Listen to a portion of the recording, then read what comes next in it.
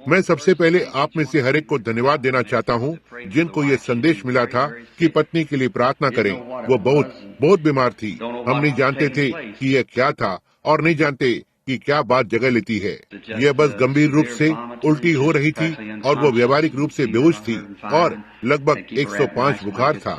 उसे बर्फ के कंबल में लपेट कर रखना था। लेकिन वो अब ठीक है। बुखार चला गया है और वो ठीक है। वो बहुत ही कमजोर है। मुझे लगता है लगभग 10 पाउंड वजन कम हो गया है। वो नहीं, आज रात उसने रविवार के बाद से अपना पहला निवाला खाया है और वो बहुत ही बीमार थी और हमने उसके लिए प्रभु पर भरोसा किया और उसने बस उसमें से होकर उसे बाहर निकाला। अब हम आपको बताना चाहते हैं कि प्रार्थना करना जारी रखें कि वो अपनी शक्ति को वापस पा सके। और अब इस आने वाले सप्ताह के अंत में प्रभु ने चाहा तो मुझे मियामी जाना है। मेरा पुराना मित्र भाई बोसवर्थ घर जा रहे हैं और वो अब लगभग 100 वर्ष के हो गए हैं। और उसने मुझे फोन किया। उसने कहा, भाई ब्रैनम, आके मुझसे अभी मिल लें। मेरे जाने से पहले मैं आपको कुछ बताना चाहता हूँ। और वो तो ठीक है, मैं सोचता हूँ कि वो मेरे लिए प्रार्थना करना चाहता है और उसके जाने से पहले अपने हाथ मुझ पर रखे, आप जानते हैं। और मैं आशा करता हूँ कि मैं अपने दिनों का अंत F.F. बोसवर्थ की तरह प्रतिष्ठा के साथ कर सकूं। उन सारे पुरुषों में से जिन्हें मैं संसार में जानता हूँ, हर एक मनुष्य जिनसे मैं कभी संसार में मिला हूँ, मैं कभी ऐसे मनुष्य से नहीं मिला जिसके जैसा बनने के लिए मैं इतना इच्छुक रहा हूँ जैसे F.F. बोसवर्थ एक सेवक की नाई। मेरा जो अर्थ है, मैंने कभी भी एक व्यक्ति को नहीं सुना संसार भर में कहीं भी कभी भी F.F. बोसवर्थ के बारे में कोई बयान दिया हो, सिवाय जो बिल्कुल ठीक सब कुछ थे, एक मसीही और हर एक चीज एक सच्चा भाई। विदा होते समय की रेत पर हमारे पैरों के निशान छोड़ जाते हैं। वो एक अद्भुत भाई है और वो अब बहुत ही बुजुर्ग हो गए हैं, 100 वर्ष के लगभग। वो अब घर जा रहे हैं, ऐसा ही है। और उन्होंने मुझे बताया वो जानते थे कि वो जा रहे थे और बस प्रतीक्षा कर रहे थे। उन्होंने कहा कि उनके जीवन का सबसे मधुर समय ठीक अभी है जब वो बस प्रतीक्षा कर रहे हैं, लेकिन उन्होंने कहा वो जानते हैं कि वो जा रहे थे। मैंने कहा मुझे इस सप्ताह मिशिगन जाना होगा भाई बोसवर्थ। और उन्होंने कहा, भाई ब्रैनम, इसे अधिक समय तक ना करें, मैं अधिक समय तक नहीं रह सकता, मैं हर समय कमजोर होता जा रहा हूँ। वे मेरे लिए बहुत गहरे मित्र रहे हैं कि वहाँ न जाऊँ। अब यदि मुझे वहाँ उड़ान को भरना है तो मैं वापस उड़ान भरना होगा और हो सकता है कम से कम रविवार की रात तक वापस आऊं। यदि नहीं तो ठीक है, तो मुझे गाड़ी चलाना होगा और हो सकता है इसमें मुझे थोड़ा अधिक समय लगे। और भाई बोसवर्थ के लिए प्रार्थना करें, बस प्रार्थना करें कि परमेश्वर, और जब वो बूढ़े कुलपति को लेता है कि वो अब एक अग्निमय रथ को भेजेगा और उसे उठा लेगा। देखो, मैं उनसे प्रेम करता हूँ, वो मेरे लिए पिता के समान है। एक और बूढ़ा व्यक्ति, वो और भाई सेवाड, मैं एक प्रकार से बूढ़े लोगों का भागीदार हूँ, मैं उनसे प्रेम करता हूँ। और बूढ़े भाई सेवाड, वे भी इसी तरह से सोने के लिए चले गए। निश्चय ही भाई सेवाड इतने बूढ़े नहीं थे, मैं नहीं सोचता, जैसे भाई बोसवर्थ हैं। और भाई बोसवर्थ के लिए प्रार्थना करें। इस जगह पर हर चीज गुलाब जैसी नहीं होती है, लेकिन यह उन्हें आपकी प्रार्थनाओं की आवश्यकता है, पर किसी भी चीज के लिए नहीं, लेकिन बस उसके कि परमेश्वर उसे शांति से जाने दे। और फिर हम यह भी याद रखना चाहते हैं कि कल प्रभु ने चाहा तो हम इस कलीसिया के अपने एक मित्र को दफनाने वाले हैं, भाई सोल कोट्स। वो यहाँ पर बहुत बार रहा है, वर्षों से डाकघर में काम को किया है और उस रात वहाँ वेटरन्स अस्पताल में उसकी मृत्यु हो गई। भाई कॉक्स और मैं उनसे मिलने के लिए वहाँ पर गए थे और वे बहुत ही मंद पड़ गया था और वो अब जा चुके हैं, एक मसीही। और हम उसे कल दोपहर 1 बजे कोट्स के अंतिम संस्कार ग्रह पर दफनाएंगे। भाई नेविल और मैं, नेविल के 3 जन गाएंगे और हम सभाओं को विभाजित करेंगे, भाई नेविल और मैं। यही है, मैं नहीं जानता था कि हमने क्या व्यवस्था की थी और मेडा की वजह से, और इसलिए फिर उसका अंतिम संस्कार कल दोपहर 1 बजे कोट्स के अंतिम संस्कार ग्रह में होगा। और उसके बाद 2 बजे शुक्रवार को श्रीमान व्हीलर, हम उसे पॉन्ड व्हीलर कहते थे, वो एक है, वास्तव में भूल गया हूँ कि उसका क्या सही। और आप जानते हैं, मैंने इसे अभी अखबार में देखा है और नहीं जानता था कि यह कौन था जब तक मुझे पता नहीं चला। यह वर्षों से हमारा पड़ोसी था और वो अभी अभी गुजर गए हैं। उस रात वो ठीक यहाँ कलीसिया के सामने था और मैं उसे कलीसिया में लेकर आने की कोशिश कर रहा था। एक रात लगभग 3 सप्ताह पहले ठीक वहाँ पर खड़ा था और मैं बस उसे कलीसिया में आने के लिए तैयार करने की कोशिश कर रहा था, क्योंकि मैं नहीं सोचता कि वो कलीसिया गया था या किसी प्रकार का कोई पेशा था। फिर भी उसके पास एक लड़का है जो एक बैप्टिस्ट प्रचारक है, लेकिन उसका कोई पेशा नहीं था जहाँ तक मैं जानता हूँ, और वो अब परमेश्वर से मिलने के लिए चला गया है। इसलिए यह शुक्रवार दोपहर 2 बजे कुड्स के अंतिम संस्कार गृह में होगा और भाई नेविल और वे लोग गाएंगे वहाँ उस अंतिम संस्कार में। और इसलिए यदि आप में से कोई भी जो सभाओं में उपस्थित होना चाहता है तो वो कल 2 बजे है। मेरा मतलब कल 1 बजे। मैं सोचता हूँ कि यह सही है, क्या ऐसा नहीं है भाई? और 2 बजे दूसरे दिन पर, क्या यह सही है? 2 बजे कुड्स के अंतिम संस्कार गृह में। और अब रविवार की सुबह शनिवार को प्रसारण होगा और भाई नेविल शायद आपको बता देंगे। तब तक बस क्या यदि हमारे पास रविवार की रात के लिए एक चंगाई की सभा हो सकती है, या हम जिस समय वापस आएंगे, यदि मैं भाई बोसवत को देखने के लिए फ्लोरिडा के लिए उड़ान भरूंगा। मैं नहीं जानता कि मैं उससे कैसे दूर जाऊं। वो कितना प्यारा पुराना मित्र है और संभवत है हमारा मिलने का अंतिम समय हो, यदि प्रभु इस धरती पर इसकी अनुमति देता है। और वो मैं नहीं जानता कि मैं उससे तुरंत दूर जा सकूंगा या नहीं, और मैं उससे दूर नहीं जाना चाहता। लेकिन आप जानते हैं कि यह किस तरह से है, आपके पास अन्य चीजें होती है जो आपको करनी है। अब एक कथन है जो मैं यहाँ कहना चाहता हूँ, जबकि वहाँ बहुत से लोग नहीं हैं और लोग जो मेरे मित्र हैं। मैं बहन स्मिथ को वहाँ देखकर खुश हूँ। पहली बार मैंने उसे लंबे समय में देखा है। आप कैसी है बहन स्मिथ? प्रभु, 1 वर्ष पहले मैं सोचता हूँ कि पिछली बार मैंने आपको देखा था बेडन हार्बर में।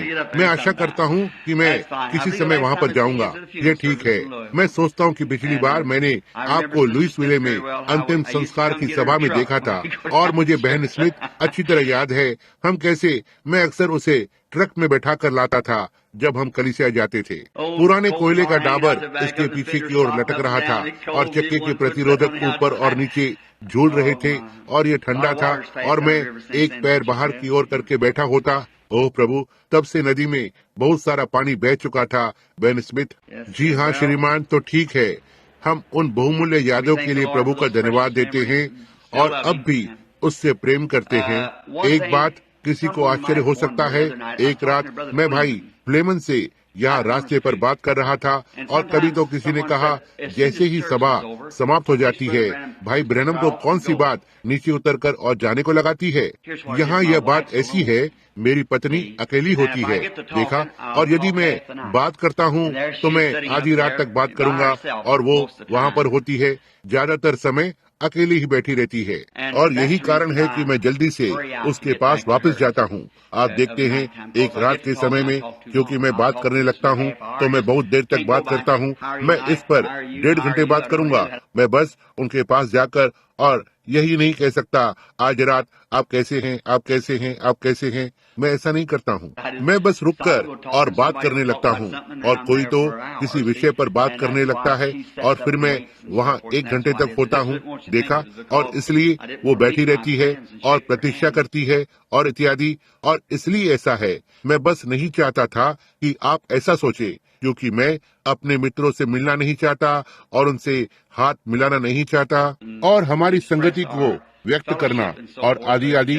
लेकिन यह बस इस तरह की एक समस्या थी। इसलिए अब हर एक जन बीमारों और पीड़ितों के लिए प्रार्थना में रहे।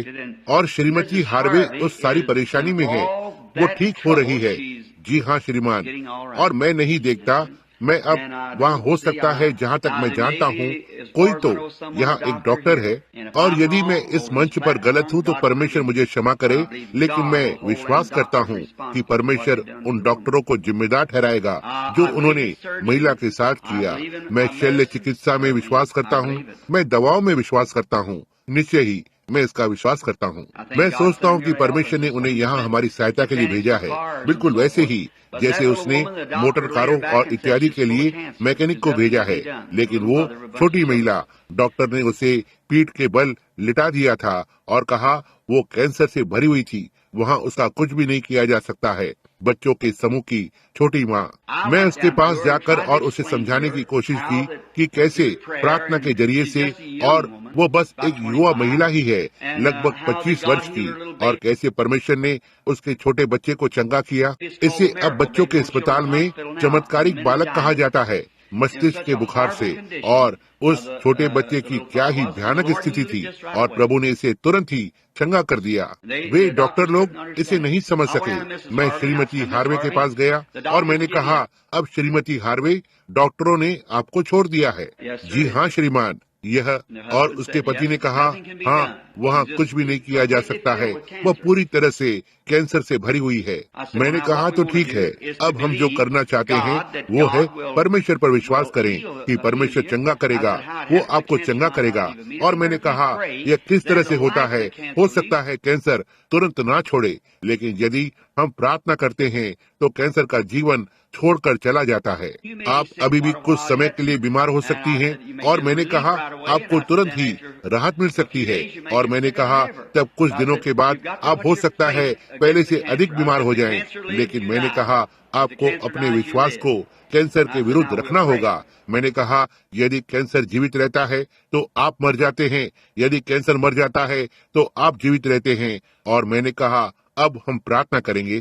और हमने प्रार्थना की, और हर एक प्रमाण के साथ जो मैंने देखा, परमेश्वर ने महिला के शरीर को छुआ और वो तुरंत ही ठीक हो गई। वो मेरी माँ से मिलने के लिए चली गई। वो आस पड़ोस में जाती जब वो बस इस तरह के कष्ट की स्थिति में थी, उसे कोई दर्द नहीं था। और फिर लगभग 3 दिनों के बाद वो फिर से बीमार होने लगी। और उसके बाद ये पता चला कि नगर के लोगों ने कहा कि वे यदि डॉक्टर इसका ऑपरेशन करेंगे तो डॉक्टर के बिल का भुगतान करेंगे। और अब यदि मैं गलत हूँ तो परमेश्वर मुझे क्षमा करे, लेकिन उन्होंने उस युवा माँ को लिया, उसे एक बलि का बकरा बनाया। वे उसे वहाँ से बाहर ले गए, और यहाँ तक कि उसके पेट से उसकी अंतड़ियों को भी ले लिया, और हर एक चीज को, दोनों को मूत्रालय से लिया और मल त्याग से, और उन्हें बाहर की ओर निकाल दिया। और ऑपरेशन की टेबल पर 9 घंटे से भी ज्यादा समय तक थी। नर्स ने कहा यह एक कसाई खाने की तरह लग रहा था, जहां उन्होंने उसके अंतःकरण को एक स्थान से दूसरे स्थान पर डाल दिया और प्लास्टिक के अंडाशय और प्लास्टिक की नलियों को लगा दिया। यह बात साफ है, लेकिन यह सत्य है। और प्लास्टिक की आंतें और इस तरह की चीजें, और उस महिला को उस संकट में डालकर छोड़ दिया। एक छोटी माँ, मैं कहता हूँ मेरी उसके प्रति जो सोच है कि वे डॉक्टर लोग हत्या के दोषी हैं। उसने उन्हें बताया, उसने कहा भाई ब्रैनम ने मेरे लिए प्रार्थना की और कहा हम विश्वास करने जा रहे हैं कि हमारा कैंसर खत्म हो चुका है। कहा मेरे पास तुम्हारे लिए कुछ खबर है, तुम्हारा कैंसर जीवित है। वो यह कैसे बता सकता है? यह तो अंदर था, कोई एक्सरे इसे नहीं बता सकता। आप एक्सरे के द्वारा कैंसर को नहीं बता सकते हैं, यह अपने आप में गूदा होता है, आप इसे नहीं देख सकते हैं। वहाँ केवल एक ही काम करना है, स्त्री को काट दें और उसके टुकड़े टुकड़े कर दें। बस ऐसा ही है।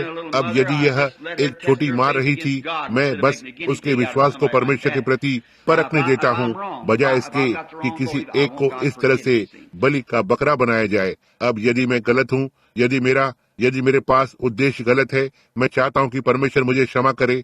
आप देखें, क्योंकि मैं नहीं चाहता कि आप यह सोचें कि मैं ऑपरेशन में विश्वास नहीं करता या डॉक्टरों और चीजों में विश्वास नहीं करता।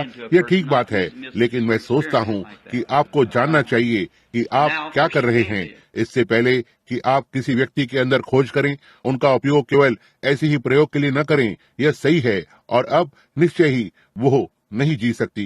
बस ऐसा ही है। यदि वह जीवित रहती है तो यह निश्चय ही अब तक के सबसे महान आश्चर्य कर्मों में से एक होगा। जब स्त्री ने नीचे की ओर देखा और देखा कि उसकी आंतें एक हो रहे हैं और उसके गुर्दे दूसरी ओर कार्य कर रहे हैं, वो बस इस तरह से गुजर गई, चली गई। क्यों? यह एक चीज नहीं थी। वो बेचारी छोटी महिला चली गई थी, और बस लगभग एक 22 या 25 वर्ष की माँ, जिसके पास पालने पोसने के लिए 3 या 4 छोटे बच्चे थे। ये सबसे दयनीय बात है जो मैंने अपने जीवन में कभी सुनी है। मैंने कहा मेरे सोचने के तरीके से डॉक्टर इसके लिए दोषी है। यदि वो उस स्त्री को केवल एक प्रयोग के लिए लेता है क्योंकि शहर के लोग इसके लिए भुगतान करने जा रहे थे, तो यह गलत है। इसकी अनुमति नहीं दी जानी चाहिए।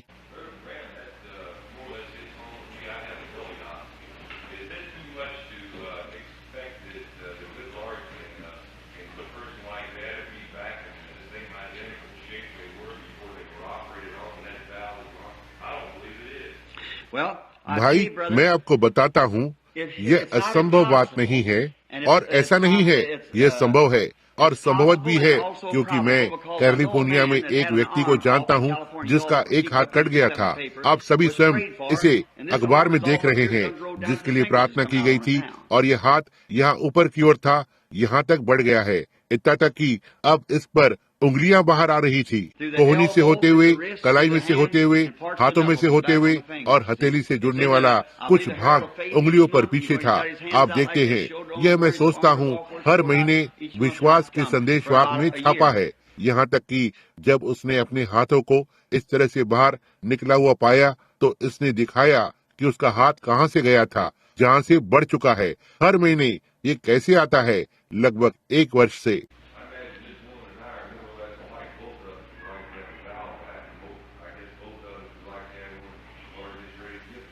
निश्चय ही यह सही है, मैं विश्वास करता हूँ। ऐसा बहुत ही कम होता है। देखो, यह एक बहुत ही दुर्लभ चीज है। कभी तो एक बार मैं इसके बारे में सुनता हूँ। अब भाई बोसवत के साथ उसने एक रात एक महिला के लिए प्रार्थना की, और मेरी एक सभा में थी, लेकिन भाई बोसवत ने तुरंत ही किया था। इसे करने में मुझे काफी समय लगा। उन्होंने एक महिला के लिए प्रार्थना की। अब मैंने उस महिला की गवाही को पढ़ा। उसे कैंसर था, बिना नाक के थी, उसकी नाक को खा लिया था, और अगली सुबह महिला की नाक थी। अब मैं ये जानता हूँ, अब यह भाई बोसवत की बात है, उनकी पुस्तक में है, जिसका नाम मसीह चंगा करने वाला है।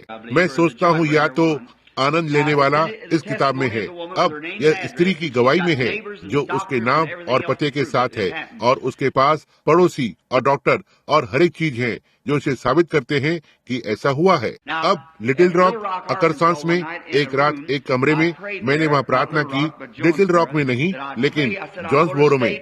जो मैंने प्रार्थना की, मैंने कहा मैं तब तक बना रहूंगा जब तक मैं अंतिम व्यक्ति के लिए प्रार्थना नहीं कर लेता। मैं 8 दिन और रात मंच पर था, देखो। और फिर और साथ ही कमरे के पास वहाँ एक महिला आ रही थी। उसके रुमाल को इस तरह से ऊपर रखा हुआ था, और मैंने सोचा कि वो रो रही थी, और मैंने कहा, ओह, मैं समझता हूँ कि यह सुबह के 2 या 3 बजे थे। मैंने कहा, मत रो बहन, परमेश्वर चंगा करने वाला है। उसने कहा, मैं रो नहीं रही हूँ भाई ब्रैनम। उसने उस रुमाल को हटाया। उसकी कोई नाक नहीं थी। देखो, डॉक्टरों ने कहा था कैंसर ने उसमें से उसकी सफेद हड्डी को खा लिया। वे दिखा रहे थे, और मैंने उसके लिए प्रार्थना की और प्रभु से उसे चंगा करने के लिए मांगा। और उसके बाद लगभग 4 या 5 सप्ताह बाद मैं टेक्सरकाना में था, और वहाँ एक अच्छे कपड़े पहने हुए सज्जन व्यक्ति बैठा हुआ था। उन्होंने कहा, मैं बस कुछ शब्द बोल सकता हूँ भाई ब्रैनम। जैसे ही वो मंच पर पहुंचा, उनमें से एक संचालक ने उसे शांत कराने की कोशिश की। मैंने कहा, कोई बात नहीं, देखते हैं। उसने कहा, आप इस युवा महिला को पहचानते हैं? मैंने कहा, नहीं, मैं नहीं जानता। उसने कहा, यदि आप इस तस्वीर को देखेंगे तो आप इसे पहचान लेंगे। और वो टेक्सरकाना में एक संहारक नाशक था, और वो उसकी माँ थी, जिसकी एक नई नाक बढ़ चुकी थी, बिल्कुल जैसे दूसरे लोगों के आकार के जैसे ही थी। अब ये दिखाता है कि परमेश्वर, मैंने ऐसा होते हुए देखा है। अब परमेश्वर छोटी श्रीमती हार्वे के लिए ऐसा कर सकता है, और मैं प्रार्थना करता हूँ कि वो करता है, क्योंकि बेचारी वो छोटी सी स्त्री जीना चाहती है। भाई टोनी, क्या आपके पास कुछ था?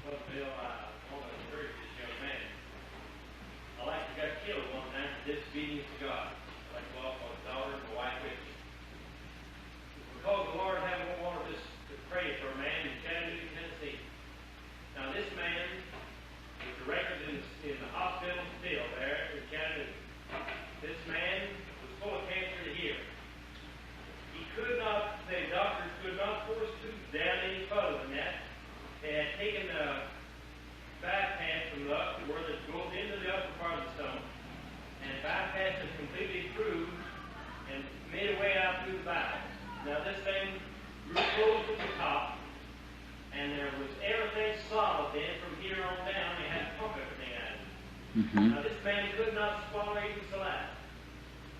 He liked to die, like I told you, because we wanted to go fishing, didn't know what the Lord wanted for us.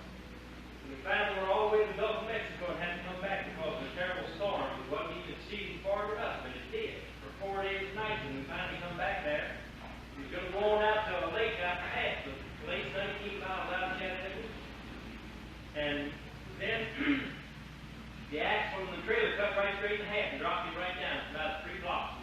My sister-in-law's house where this person had been in the hospital there in Chattanooga. Oh, we went up to see him. We prayed for the man. And God wonderfully restored where that man had no stomach, no bowels, and nothing down that front bill.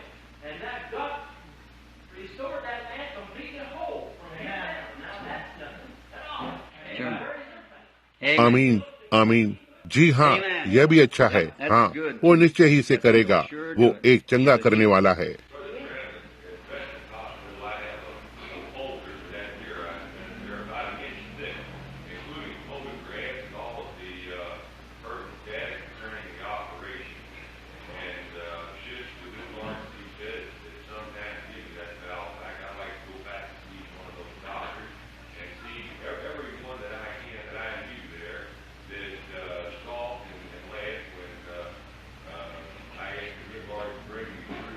Yes.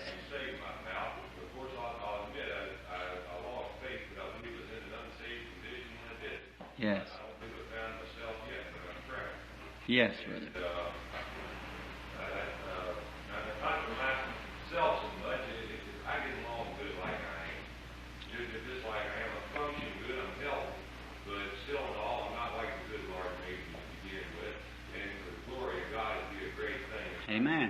have that picture. Sure. Of those doctors, and one of them is that Dr. Hamilton, North University of Louisville. He's a professor of surgery over there, I believe. And I just wonder what it'd do to him if I went back with a clean abdomen and a valve and just stood there and cut all of it out, including that donut puzzle Yeah. and his rep. मैं निश्चय ही तो ठीक है। मैं आशा करता हूँ कि परमेश्वर इसे आपके लिए वापस लौटा देता है। पुत्र, आप ठीक इसे वापस ले सकते हैं और उसे दिखा सकते हैं। यह बिल्कुल ठीक है। यह परमेश्वर की महिमा की गवाही के लिए है। प्रार्थना करें कि परमेश्वर इसे करेगा। ओह, वह यदि वह सर्वशक्तिमान परमेश्वर है तो वो सारी चीजों को कर सकता है। यदि वो इसे नहीं कर सकता सारी चीजों को, तो वो सर्वशक्तिमान परमेश्वर नहीं है। वहाँ कुछ तो है जिसने हमें बनाया है कि हम क्या हैं। जिस तरह से हम हैं, या तो हमारे पास एक पक्षी की तरह एक सिर होता, या इसी तरह से कुछ तो होता। यदि हमारे पीछे कोई सर्वोत्तम मन नहीं होता था कि हम में से हर एक को एक विशिष्ट गुण के साथ बनाए, ताकि एक बतुल का पेड़ बनाए, एक चिनार का पेड़, एक खजूर का पेड़, और उनके बीच अंतर रखता है कि वे क्या हैं। हम में से किसी को ना कुछ पंख के साथ, और किसी को परों के साथ, और किसी को चमड़ी के साथ, कि आप देखो, यह इसके पीछे एक सर्वोत्तम मन है। यही है इसे नियंत्रित करता है। निश्चय ही वो सारी चीजों को अपने हाथों में थामे हुए है, और मैं जानता हूँ कि वो सारी चीजें कर सकता है। और हम इसके लिए प्रार्थना करेंगे। हम प्रार्थना करेंगे।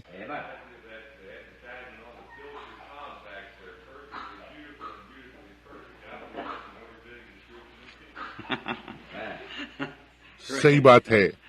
हमारे पास Yes, ma'am. That's all right. Go ahead. But I know He's a prayer answering God, and I know He's still healing. Amen. Because my hip was giving me so much trouble, I couldn't hardly sit down. It just sting, you know. It wasn't paining, but it's down. That growth on my hip. And you prayed for me the other Sunday. Thank God it's gradually getting away. I know. जी हाँ महोदया, कोई बात नहीं, बोलिए। आमीन।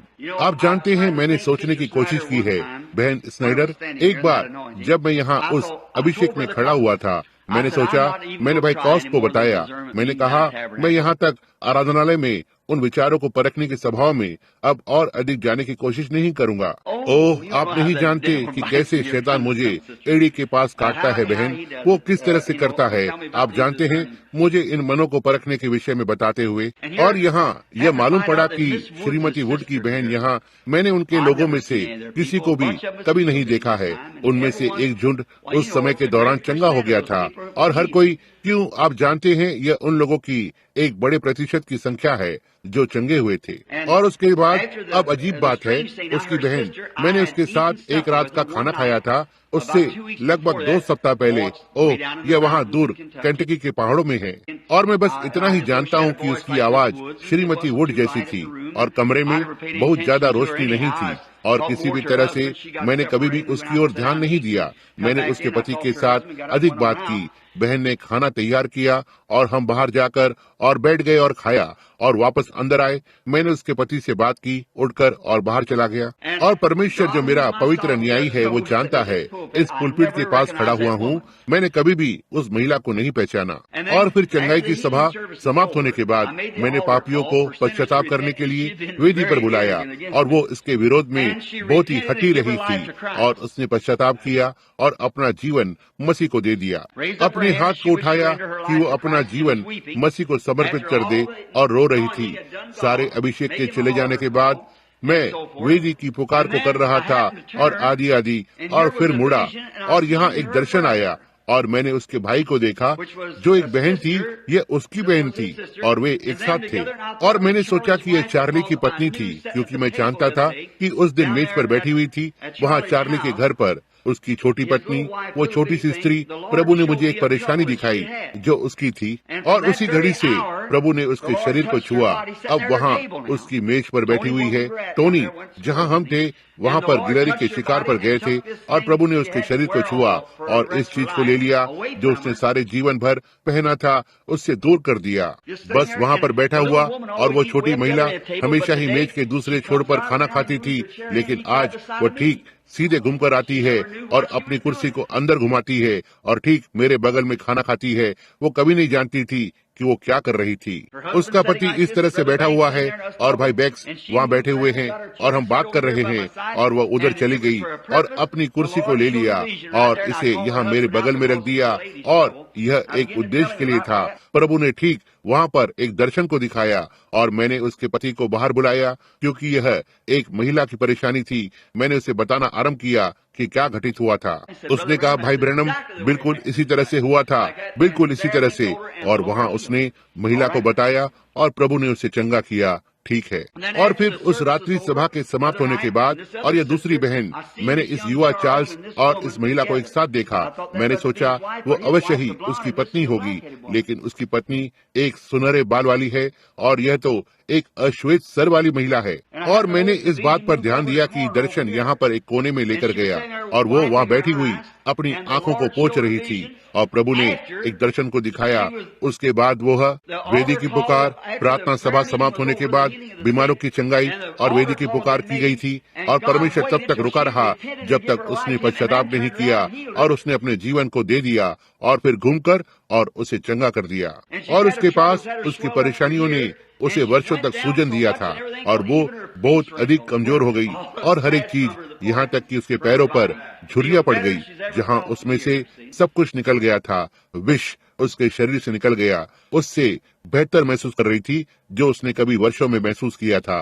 देखो और कैसे प्रभु अपने अद्भुत अनुग्रह के द्वारा ऐसा करता है। मैं सोचता हूँ कि कहानी के बारे में ऐसा ही है, क्या ऐसा नहीं है बेनवुड? और वो कैसे करता है। उसके बाद क्या कहा, एक सप्ताह में 3.25 किलो। ओह, वो परमेश्वर है, क्या वो नहीं है? और मैं आपको बताता हूँ कारण मैंने भाई नेविल से कहा, मैंने सोचा हो सकता है उनके पास आज रात के लिए एक संदेश हो। उसने कहा नहीं, उसने नहीं कहा। और मेरे पास यहाँ कुछ प्रश्न हैं जो बाकी रह गए थे। मैंने नैतिक रूप से बाध्य महसूस किया कि यहाँ आकर और इन प्रश्नों के उत्तर को दूं। तब मेरे पास 2 या 3 और होंगे। शायद मैं आज रात को नहीं ले पाऊंगा। मैं आपको दिखाना चाहता हूँ कि कुछ प्रश्नों को अभी एक प्रचारक के द्वारा दिया गया था। अभी भाई नेविल या बिलर उन्हें अभी मेरे पास लेकर आए। प्रकाशित वाक्य 21, 19 और 20 में वे पत्थर क्या दर्शाते हैं? प्रकाशित वाक्य 5 के 4 पशुओं की व्याख्या करें। उसका मतलब 6 से है। यह प्रकाशित वाक्य 5 नहीं है, यह 6 है, मैं सोचता हूँ। और वे 24 प्राचीन कौन हैं?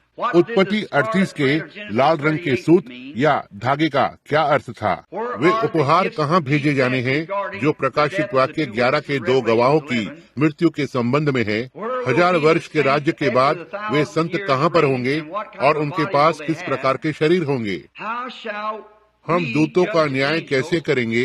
पहले कुरिन्थियों के दूतों के कारण बाल के विषय क्या बात है? कुछ अच्छे प्रश्न के बारे में बात करेंगे। यही कुछ अच्छे प्रश्न हैं। मैं शायद आज रात उन्हें नहीं ले पाऊंगा, लेकिन यदि प्रभु ने चाहा तो अगली बार जब हम इसके लिए आएंगे तो मैं उन्हें लेने की कोशिश करूंगा। मेरे पास आज रात यहाँ कुछ बहुत अच्छे प्रश्न हैं, इसलिए हम अभी प्रार्थना करेंगे और मांगेंगे कि प्रभु हमारी सहायता करे और हम सीधे उसमें जाएंगे अगले 35-40 मिनट के लिए। अब धन्य स्वर्गीय पिता, जो कुछ आपने हमारे लिए किया है उसके लिए हम आपके आभारी हैं। और यह बहुत ही अद्भुत है कि कैसे आपका अनुग्रह हम तक पहुंचता है। मैं अब उस रात के विषय सोच रहा हूँ और मेरा वो छोटा सा साथी बहुत बीमार था और आप दृश्य पर आ गए। उसी घड़ी से उसका बुखार उतरना आरंभ हो गया और अब पूरी तरह से चला गया है।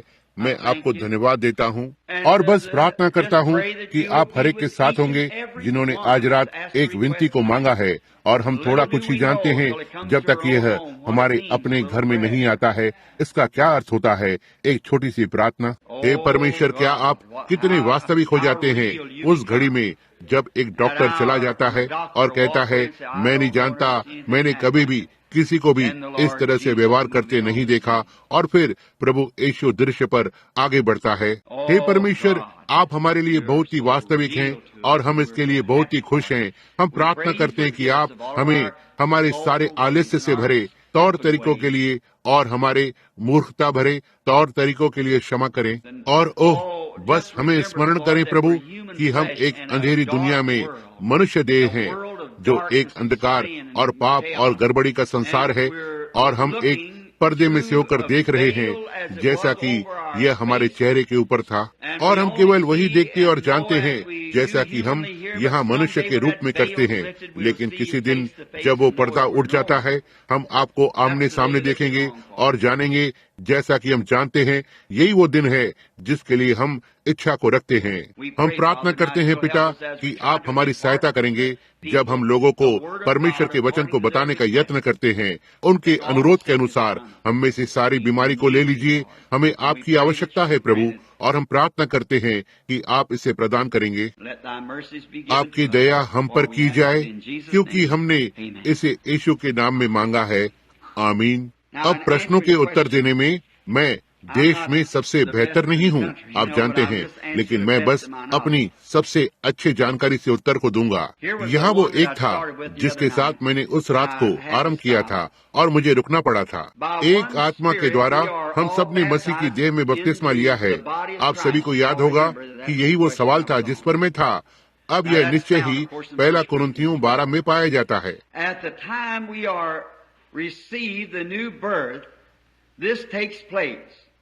जिस समय पर हम नया जन्म पाते हैं, यह बात जगह लेती है। ये ऐसा है, क्या यह पवित्र आत्मा का बपतिस्मा है या कुछ समय बाद में बपतिस्मा है, या यह भरा जाना है? अब वहाँ एक पूर्ण रूप से एक ऐसा प्रश्न है, और हम अपना बाकी का समय ठीक उसी पर व्यतीत कर सकते हैं। और आज रात और कल रात और आगे यह ढांकता है, यह लेगा और सारी बाइबल को एक साथ जोड़ देगा। हर एक वचन को बाइबल के हर एक दूसरे वचन के साथ अवश्य ही सही तरह से एक साथ जुड़ना है। लेकिन बस इसे संक्षेप में बनाने की कोशिश कर रहा हूँ, साफ साफ जितना मैं जानता हूँ कि इसे कैसे बनाया जाए। नहीं, जब आप यीशु मसीह पर विश्वास करते हैं तब आपके पास नया जन्म होता है। जब आप प्रभु पर विश्वास करते हैं तो आपको एक नया विचार मिलता है, एक नया जीवन। लेकिन यह पवित्र आत्मा का बपतिस्मा नहीं है। देखा, आपको नया जन्म मिलता है जब आप विश्वास करते हैं, आपके पास अनंत जीवन होता है। यह परमेश्वर का एक दान है जो आपको सर्वोत्तम अनुग्रह के द्वारा दिया गया है। उस दान को स्वीकार करने के द्वारा जो परमेश्वर आपको दे रहा है, वो जो मेरे वचनों को सुनता है और उस पर विश्वास करता है जिसने मुझे भेजा है, उसके पास अनंत जीवन है। उसके पास अनंत जीवन है। यही नया जन्म है। आप परिवर्तित हुए हैं। इसका अर्थ है कि आप पीछे की ओर मुड़ गए हैं। लेकिन पवित्र आत्मा का बपतिस्मा आपको मसीह की देह में डाल देता है, सेवा के लिए दानों के अधीन करता है। यह आपको और अधिक मसीही नहीं बनाता है, यह केवल आपको दानों के देह में डाल देता है। देखा, अब एक आत्मा के द्वारा 1 कुरिन्थियों 12 हम सब ने एक देह में बपतिस्मा लिया है। अब पौलुस कहता है वहाँ विभिन्न दान हैं और इस देह में 9 आत्मिक दान हैं, और इस देह में आपको देह में बपतिस्मा लेना होगा कि इन दानों में से किसी एक के अधिकारी हों। वे देह के साथ आते हैं। लेकिन अब जहाँ तक अनंत जीवन का होना है और एक मसीह होने के नाते आप एक मसीही हैं जिस क्षण आप विश्वास करते हैं। अब ये कोई बनावटी विश्वास नहीं है, यह वास्तव में प्रभु यीशु पर विश्वास करना है और उसे अपने व्यक्तिगत उद्धारकर्ता के रूप में स्वीकार करना है। आप ठीक वहीं पर फिर से जन्म लेते हैं और आपके पास अनंत जीवन होता है। परमेश्वर आपके अंदर आता है। अब ध्यान दें, अनंत जीवन। यीशु ने कहा, वो जो मेरे वचनों को सुनता है और उस पर विश्वास करता है जिसने मुझे भेजा है, उसके पास अनंत जीवन है और वो न्याय में नहीं आएगा, लेकिन मृत्यु से जीवन में प्रवेश कर चुका है। आप ठीक तब एक नई सृष्टि होते हैं। तब पौलुस ने उन लोगों में से कुछ लोगों से भेंट की थी जो प्रेरितों के काम 19 में है। उनके पास वहाँ एक प्रचारक था जो अपोलोस के नाम से एक परिवर्तित वकील था, और अपोलोस वचनों में का एक सामर्थी मनुष्य था और वो वचनों के द्वारा साबित कर रहा था कि यीशु ही मसीह था। देखा? अब ध्यान दें, अपोलोस वचन में से होते हुए वचन के द्वारा सिद्ध कर रहा था। विश्वास सुनने से आता है, वचन के सुनने से। वह जो मेरा वचन सुनता है और उस पर विश्वास करता है जिसने मुझे भेजा है, उसके पास अनंत जीवन है। आप इसे समझ गए? अपोलोस वचन के द्वारा सिद्ध कर रहा था और ये मसीही लोग थे।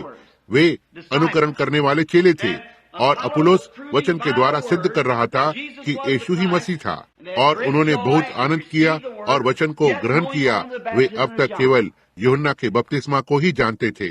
और जब पौलुस इफिसुस के ऊपरी किनारे से होकर जा रहा था तो उसने उन चेलों को पाया और उसने कहा, क्या तुमने पवित्र आत्मा को पाया जब से तुमने विश्वास किया? देखा? अब जब आप विश्वास करते हैं, यीशु ने कहा, तुम्हारे पास अनंत जीवन होता है। यही तो नया जन्म है, यही आपका परिवर्तन है, बदलना है। लेकिन पवित्र आत्मा का बपतिस्मा परमेश्वर की सामर्थ्य है जिसमें आपने बपतिस्मा लिया है, और इन 9 आत्मिक दानों के अधीन है कि आप में से होकर काम करे, जैसे कि प्रचार करना, सुसमाचारक, प्रेरित, पास्टर, भविष्यवक्ता और देह के सारे दान इसमें आते हैं। जब आप इस देह में बपतिस्मा लेते हैं, और यह आपको मसीही नहीं बनाता है, यह बस आपको स्थान पर स्थापित करता है, जीवित परमेश्वर की कलीसिया में सेवकाई की आत्मा होने के स्थान पर रखता है। अब आप समझे? देखा? अब प्रश्न है, आइए इसका उत्तर एक एक करके देंगे। वहाँ पर 3 प्रश्न हैं।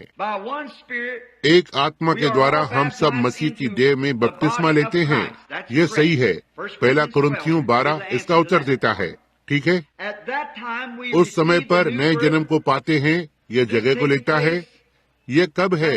यही है जो वे जानना चाहते हैं। जी हाँ, एक आत्मा के द्वारा। नहीं, एक आत्मा के द्वारा हम सभी ने एक देह में बपतिस्मा लिया है। देखो, ये ऐसा नहीं है जब नया जन्म आरंभ होता है। नया जन्म आरंभ होता है जब आप प्रभु यीशु पर विश्वास करते हैं। अब देखो, वहाँ एक भी चीज नहीं है। अब सुनना, विश्वास करने के अलावा आप क्या कर सकते हैं? आप और अधिक क्या कर सकते हैं? आप इसके बारे में और अधिक क्या कर सकते हैं? बस इसे विश्वास करने के अलावा मुझे एक बात बताओ जो आप कर सकते हैं। वहाँ एक भी चीज नहीं है जो आप इसे विश्वास करने के बाहर कर सकते हैं। अब यदि कुछ भी आपके विश्वास से बाहर आता है तो वो आपकी अपनी प्रतिक्रिया नहीं है, यह परमेश्वर की प्रतिक्रिया है। इसलिए अब यदि हम कहें कि जब आप, बहुत सी बार मैंने देखा है, बहुत सी बार लोग अन्य भाषा में बोलने के आरंभिक प्रमाण को पवित्र आत्मा के रूप में मान रहे हैं, और कभी कभी लोगों को हिलाते हैं या उन्हें पीटते हैं और उन्हें थपथपाते हुए कहते हैं, ऐसा कहो, ऐसा कहो, ऐसा कहो, ऐसा कहो। आप जानते हैं, एक शब्द को बार बार दोहराना, ऐसा कहो, ऐसा कहो, ऐसा कहो। देखो, ये कुछ तो है जो आप स्वयं कर रहे हैं, और ये नहीं, ये कुछ भी नहीं है। आपको अन्य जुबान की उलझन हो सकती है, आपको हो सकता है बहुत सी चीजें मिलें और सनसनी होना, लेकिन यदि कुछ भी आपके अपने व्यक्तिगत विश्वास से बाहर आता है तो उसे परमेश्वर का एक दिव्य दान होना है जो आपको दिया गया है। देखा?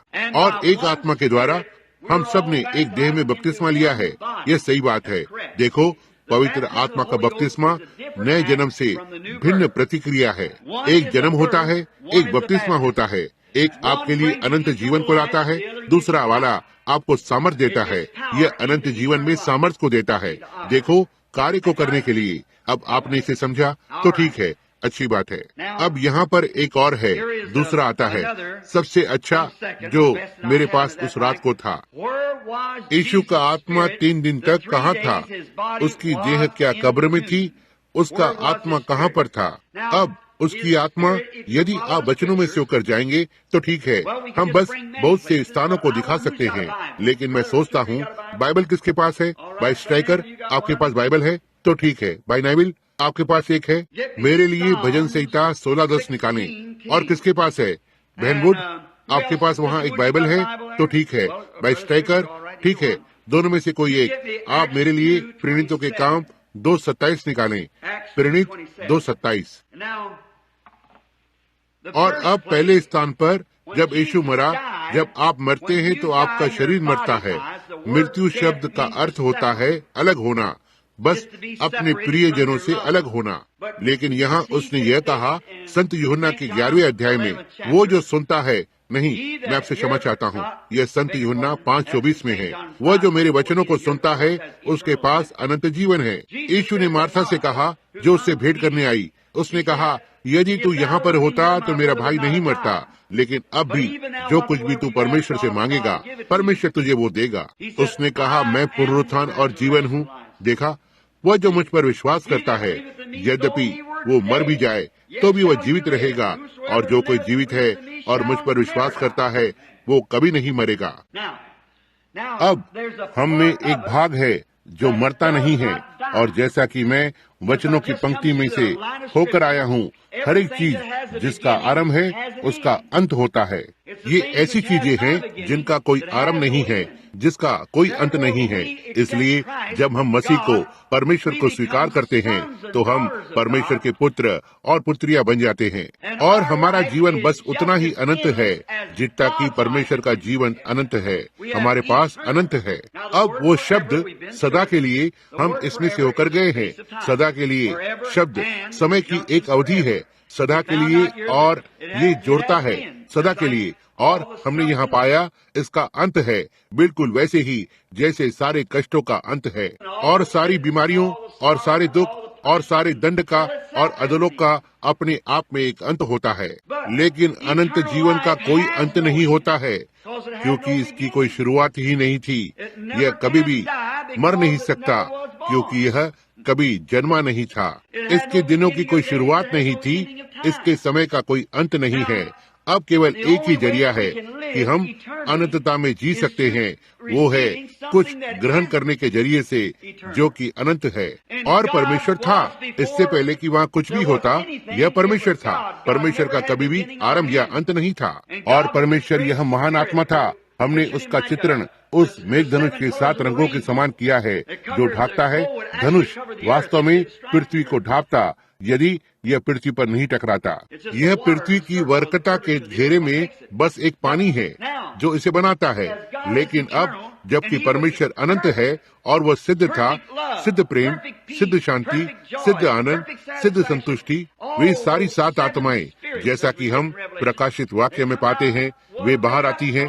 जिसने परमेश्वर को बनाया था, जो सिद्धता थी, उसके बाहर की हर एक चीज कुछ तो ऐसा है जो उससे दूषित हो गया है। अब केवल एक ही जरिया है कि हम सिद्धता की ओर वापस आ सकते हैं, कि उसके साथ वापस आएं, सिद्धता के साथ जो कि परमेश्वर है। तब हम सिद्धता में आते हैं, तब हमारे पास अनंत जीवन होता है, बिना अंत के या बिना किसी चीज के। यह बस हमेशा के लिए अनंत जीवन होता है। अब वो प्राण के विषय बता रहा है, आत्मा के विषय बोलता है, क्योंकि हम अपने शरीरों को हम में से सबसे पवित्र लोगों की कब्र पर ले जाते हैं इस शरीर के लिए। और शरीर पहले स्थान में, जब परमेश्वर, वो लोगोस जो परमेश्वर में से बाहर आया, या जैसा कि मैं इसमें से होकर गया हूँ, कैथोलिक इसे कहते हैं परमेश्वर का अनंत पुत्रत्व, जो जैसा कि मैंने पहले कहा है, इस शब्द का यहाँ तक कोई मतलब भी नहीं निकलता है।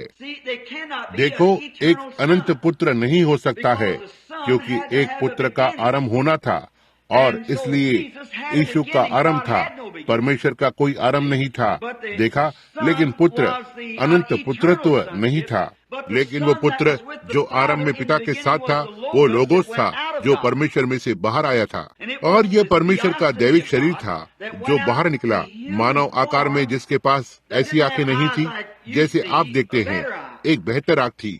इसके ऐसे कान नहीं थे जैसे आप सुनते हैं, लेकिन इससे कहीं अधिक सुनने की क्षमता थी। देखो, यह एक दैविक शरीर था कि यह सारा मेघधनुष अपने स्तर से नीचे उतरकर एक दैविक शरीर में आ गया। मूसा ने इसे देखा।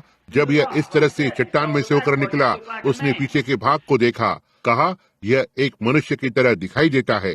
अब्राहम ने उसे देखा जब उसने मनुष्य के देह के अंदर कदम रखा और एक बछड़े को खाया, कुछ दूध पिया, मक्खन खाया। अब्राहम ने उसे देखा जैसे उसने तब कदम रखा और फिर तुरंत उसमें से गायब हो गया।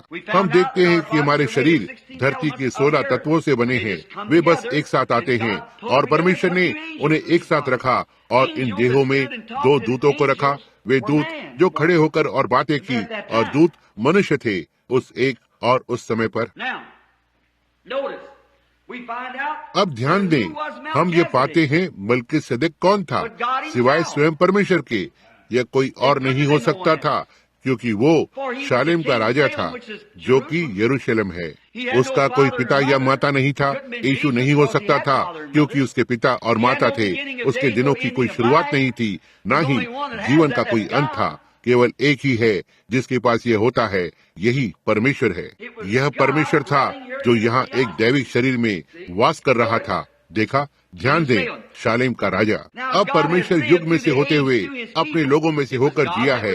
यह परमेश्वर था जो दाऊद में था, जिसने उसे पहाड़ के ऊपर बैठाया और एक अस्वीकृत राजा के रूप में और रोया। वही आत्मा दाऊद के पुत्र यीशु में प्रकट हुआ था, जो यरूशलेम में ठुकराया गया था और रोया था। यूसुफ चांदी के 30 सिक्कों में बेचा गया, अपने ही भाई के द्वारा घृणा किया गया, अपने पिता के द्वारा प्रेम किया गया। वो फिरौन के दाहिने हाथ पर बैठा हुआ था और कोई भी मनुष्य नहीं आ सकता था जब तक कभी उसे यूसुफ के द्वारा ही आना था। और तुरही फूकी गई और हर एक घुटना यूसुफ के आगे झुक गया, जो मसीह का सिद्ध नमूना है। यह मसीह का आत्मा था जो उन मनुष्यों के द्वारा जीवित था। देखा, अब यहाँ जब यीशु मरा, यह परमेश्वर था जो देह में प्रकट हुआ। परमेश्वर मनुष्य बन गया। छुटकारे के नियम के अनुसार केवल एक ही जरिया है कि एक मनुष्य इजराइल की खोई हुई संपत्ति को छुड़ा सकता है। उसे निकट कुटुंबी होना था, उसे एक निकट कुटुंबी का संबंधी होना था। रूत की किताब इसे सुंदरता से समझाती है, और उसे निकट कुटुंबी होना था। इसलिए परमेश्वर को मनुष्य का निकट कुटुंबी बनना था, ताकि मनुष्य परमेश्वर का कुटुंबी बन सके। देखा, उसके पास उसमें एक आत्मा है। एक मनुष्य जब वो जन्म लेता है, क्योंकि यह एक प्रकृति की आत्मा है, यह एक संसार की आत्मा है, यह इस संसार के उस ईश्वर की आत्मा है। वो मात्र आदम की वंशावली है। एक पेड़ खुद को फिर से उत्पन्न करता है, वनस्पति स्वयं को फिर से उत्पन्न करती है, जानवर खुद को फिर से उत्पन्न करते हैं, मनुष्य स्वयं को फिर से उत्पन्न करता है। वे मूल सृष्टि के उप उत्पाद हैं। इसे पकड़ा। अब जब एक मनुष्य जन्म लेता है, तो वो उसमें इस संसार की आत्मा के साथ जन्म लेता है। यही कारण है कि उसे फिर से जन्म लेना होता है, क्योंकि यह आत्मा माता और पिता के गर्भधारण के द्वारा आई है, जो कि शारीरिक संबंध का गर्भधारण था, और ये पूरी तरह से हमेशा के लिए नहीं जी सकता। इसलिए उसे फिर से जन्म लेना ही होगा। और इससे पहले कि वो ऐसा कर सके, परमेश्वर को नीचे आकर और उसके लिए फिर से जन्म लेने के लिए एक मार्ग को बनाना था, क्योंकि उसके पास खुद को छुड़ाने का कोई तरीका नहीं था। वो बिना आशा के था। वो नहीं, बिना आशा के, बिना परमेश्वर के, बिना मसीह के संसार में नष्ट हो गया और चला गया। वो वहाँ ऐसा कुछ भी नहीं है कि वो अपने आप को बचाने के लिए कर सके। हर कोई मायने नहीं रखता यदि वो एक महायाजक था, यदि वो एक बिशप था, यदि वो एक पोप था, वो जो कुछ भी था, वो बस उतना ही दोषी है जितना कि अगला मनुष्य दोषी है। इसलिए इसे एक को लेना था जो दोषी नहीं था, इसे करने के लिए, और केवल एक ही है जो दोषी नहीं था, वो स्वयं परमेश्वर था, और परमेश्वर को नीचे आना था और मनुष्य बनना था, और वो मसीह के रूप में आया ताकि मृत्यु के डंक के लंगर को ले, ताकि मृत्यु के डंक को बाहर निकाले, जिससे कि हम छुड़ाए जाएं, कि हम ना ही हमारे कामों के द्वारा या हमारी भलाई के द्वारा, हमारे पास कुछ नहीं है, लेकिन उसके अनुग्रह के द्वारा बचाए जाने के लिए। तब हम उसके जीवन को इस मरणहार देह में ग्रहण करते हैं, और अब हम परमेश्वर के बेटे और बेटियां हैं, और हमारे अंदर अनंत जीवन होता है। हम परमेश्वर के बेटे और बेटियां हैं, इसलिए यीशु जीवित है, और ना कोई मनुष्य, कोई फर्क नहीं पड़ता कि कितना दुष्ट या कितना अच्छा है, जब वो इस धरती को छोड़ता है तो वो मरा नहीं होता है, वो कहीं तो और होता है, लेकिन उसके पास एक जीवन होता है जो नष्ट हो जाएगा उसके कामों के लिए नरक में दंडित होने के बाद वो, लेकिन फिर भी उस जीवन को समाप्त होना है। केवल एक ही प्रकार का अनंत जीवन होता है। अब हम इसमें से होकर गए हैं। यदि एक मनुष्य पापी हो सकता है और हमेशा के लिए दंडित किया जा सकता है, उसे हमेशा के लिए तब दंडित नहीं किया जा सकता जब तक कि उसके पास अनंत जीवन ना हो। यदि उसके पास अनंत जीवन है तो वो बच गया है। देखा, इसलिए केवल एक ही प्रकार का अनंत जीवन है, और वो है जोई, परमेश्वर का जीवन, और वो नष्ट नहीं हो सकता।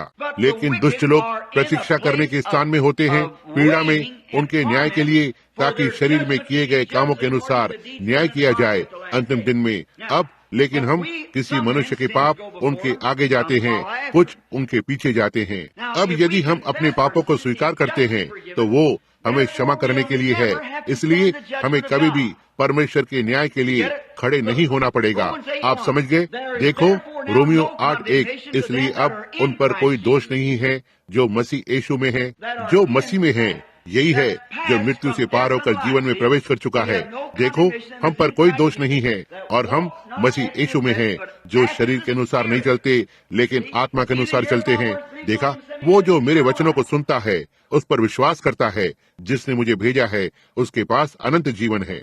और यदि मुझे मसीह में स्वीकार किया गया है और मसीह ने मेरे न्याय को ले लिया और मैंने उसके पापों के प्रायश्चित को स्वीकार किया, भला परमेश्वर मेरा न्याय कैसे कर सकता है? उसने मेरा न्याय कर लिया जब उसने मसीह का न्याय किया, तब मैं न्याय से मुक्त हूँ।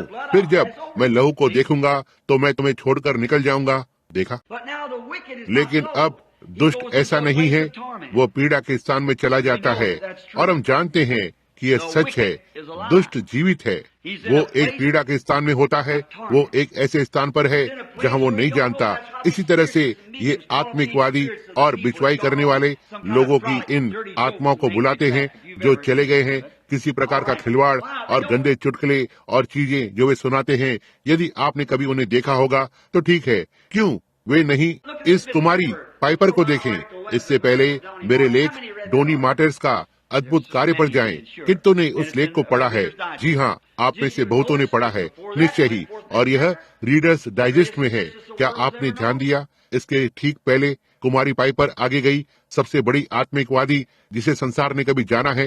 उसकी कहानी के लिए 12 पन्ने दिए गए, और 12 वर्षों से उन्होंने उसकी बात को सारे संसार में बता दिया था, और वैज्ञानिक प्रमाण और सब कुछ कि वो पूरी तरह से मरे हुए के साथ बात करती है और लोग ऊपर आते हैं। क्या परमेश्वर के नाम का एक बार भी उल्लेख नहीं किया गया था? कोई पश्चाताप नहीं, कोई दिव्य चंगाई नहीं, इसके बारे में कुछ भी नहीं। देखो, केवल एक चीज थी जिसका उन लोगों ने उल्लेख किया था। जॉन, क्या तुम मुझे नहीं जानते? मैं जॉर्ज हूँ, जो एक फलाना स्थान पर था, और मैंने ऐसा और ऐसा किया और ऐसा और ऐसा किया। तुम्हें याद है कि हम उस स्थान पर गए थे और ऐसा किया था? देखो, वे बस इतना ही जानते हैं। वे जा चुके हैं बीते हुए से, उनके लिए न्याय के अलावा कुछ भी नहीं बचा है। जिस तरफ पेड़ झुकता है उसी तरह से वो गिरता है, और जिस अवस्था में आप मरते हैं, यही वो कारण है कि मैं मरे हुए के लिए प्रार्थना करने की बात पर असहमत होता हूँ। देखो, प्रार्थनाओं की बिचवाई करना या संतों का प्रभु भोज और इत्यादि के प्रति असहमत हूँ। यह परमेश्वर के वचन के अनुसार नहीं हो सकता। किसी के लिए भी जाने के बाद उसके लिए प्रार्थना करना अच्छा नहीं है। वे समाप्त हो गए हैं। वे उन्होंने दया और न्याय के बीच की रेखा को पार कर लिया है। वे या तो दया पर चले गए हैं या दया से दूर चले गए हैं। यीशु ने ऐसा कहा संत मती के 16 अध्याय में, उसने इसे सिखाया। मरकुस का 16 अध्याय, मैं सोचता हूँ कि यही है। धनी मनुष्य और लाजरस, कोई भी मनुष्य इस गहरे दरार को पार नहीं कर सकता और कभी भी पार नहीं कर पाएगा। आप वहाँ हैं, देखा, इसलिए इससे बात खत्म हो जाती है। अब लेकिन जब मसीह मरा, हर एक चीज को गवाही देनी थी कि वो मसीह था। अब आइए हम आपके प्रश्न पर आएं। पहली बात, तारों ने चमकने से इनकार कर दिया, सूरज ढल गया, चंद्रमा इसके उजाले को नहीं देता है, धरती ने अपनी चट्टानों को उगल दिया उसकी मृत्यु पर, और उसने जाकर और उन प्राणों को प्रचार किया जो कैद में थे, जिन्होंने नूह के दिनों में धीरज धरते हुए पश्चाताप नहीं किया। उसे उन्हें पहचानना था। इसकी ओर देखो, और यदि संयोगवश आज रात्रि यहाँ कोई पापी है तो इस पर 1 मिनट के लिए सोचें। किसी दिन यह सुसमाचार जिसे आप ठीक अभी प्रचार होते हुए सुन रहे हैं, आपको इसकी गवाही देनी होगी। कहीं तो आप अपने घुटने को झुकाएंगे, भले ही आप कोई भी हो। यह हो सकता है आज से 10,000 वर्ष हो, यह हो सकता है सुबह में हो। जब भी ऐसा होता है, आप कहीं तो झुकेंगे और आप उसी सुसमाचार को सुनने जा रहे हैं जो ठीक आपको पहले प्रचार किया गया है। क्योंकि उन प्राणों के कैद में होने के बाद, जिन्होंने हनोक के समय पश्चाताप नहीं किया, और जब उन सभी ने प्रचार किया और परमेश्वर के धीरज के लिए, जैसा कि यह अभी है, आने वाले समय की प्रतीक्षा कर रहा है। और नूह और हनोक उन सभी ने प्रचार किया, और वे लोग जो हंसे और उनका मजाक उड़ाया, और वे कैद खाने में थे, और यीशु ने जाकर और उन प्राणों को प्रचार किया जो कैद में थे। उसने गवाही दी, स्वर्ग ने गवाही दी कि वो था, धरती ने गवाही दी कि वो था, नरक ने गवाही दी वो था। बाइबल ने कहा कि यह दाऊद बहुत वर्ष पहले भजन संहिता में, तो ठीक है भाई, आप भजन संहिता को पढ़ें यदि आप वहाँ हैं। भजन संहिता 16:10, क्योंकि तू मेरे प्राण को अधोलोक में नहीं छोड़ेगा, और ना ही तू अपने पवित्र जन को सड़ने देगा। उस बात को पढ़ें भाई, जहाँ पतरस ने प्रचार किया प्रेरितों के काम पर, 2 अध्याय 27वां पद, क्योंकि तू मेरे प्राण को अधोलोक में न छोड़ेगा और न अपने पवित्र जन को सड़ने देगा। भाई, इसके पहले के 2 पदों को पढ़ें ताकि आप इसका संदर्भ ले सकें। क्योंकि दाऊद उसके विषय में बोलता है, मैंने प्रभु को सदा अपने सामने देखा है, क्योंकि वो मेरी दाहिनी ओर है, ताकि मैं डिग न जाऊं। इसी कारण मेरा मन आनंद हुआ और मेरी जीभ मग्न हुई, वरन मेरा शरीर भी आशा में बसा रहेगा। क्योंकि तू मेरे प्राण को अधोलोक में न छोड़ेगा और न अपने पवित्र जन को सड़ने देगा। अब अगला पद पढ़ें। तूने मुझे जीवन का मार्ग बताया है, तू मुझे अपने दर्शन के द्वारा पूरे आनंद से भर देगा। जी हाँ, ध्यान देना। अब मेरे यहोवा विटनेस मित्र, मैं आपसे इस बारे में पूछना चाहता हूँ।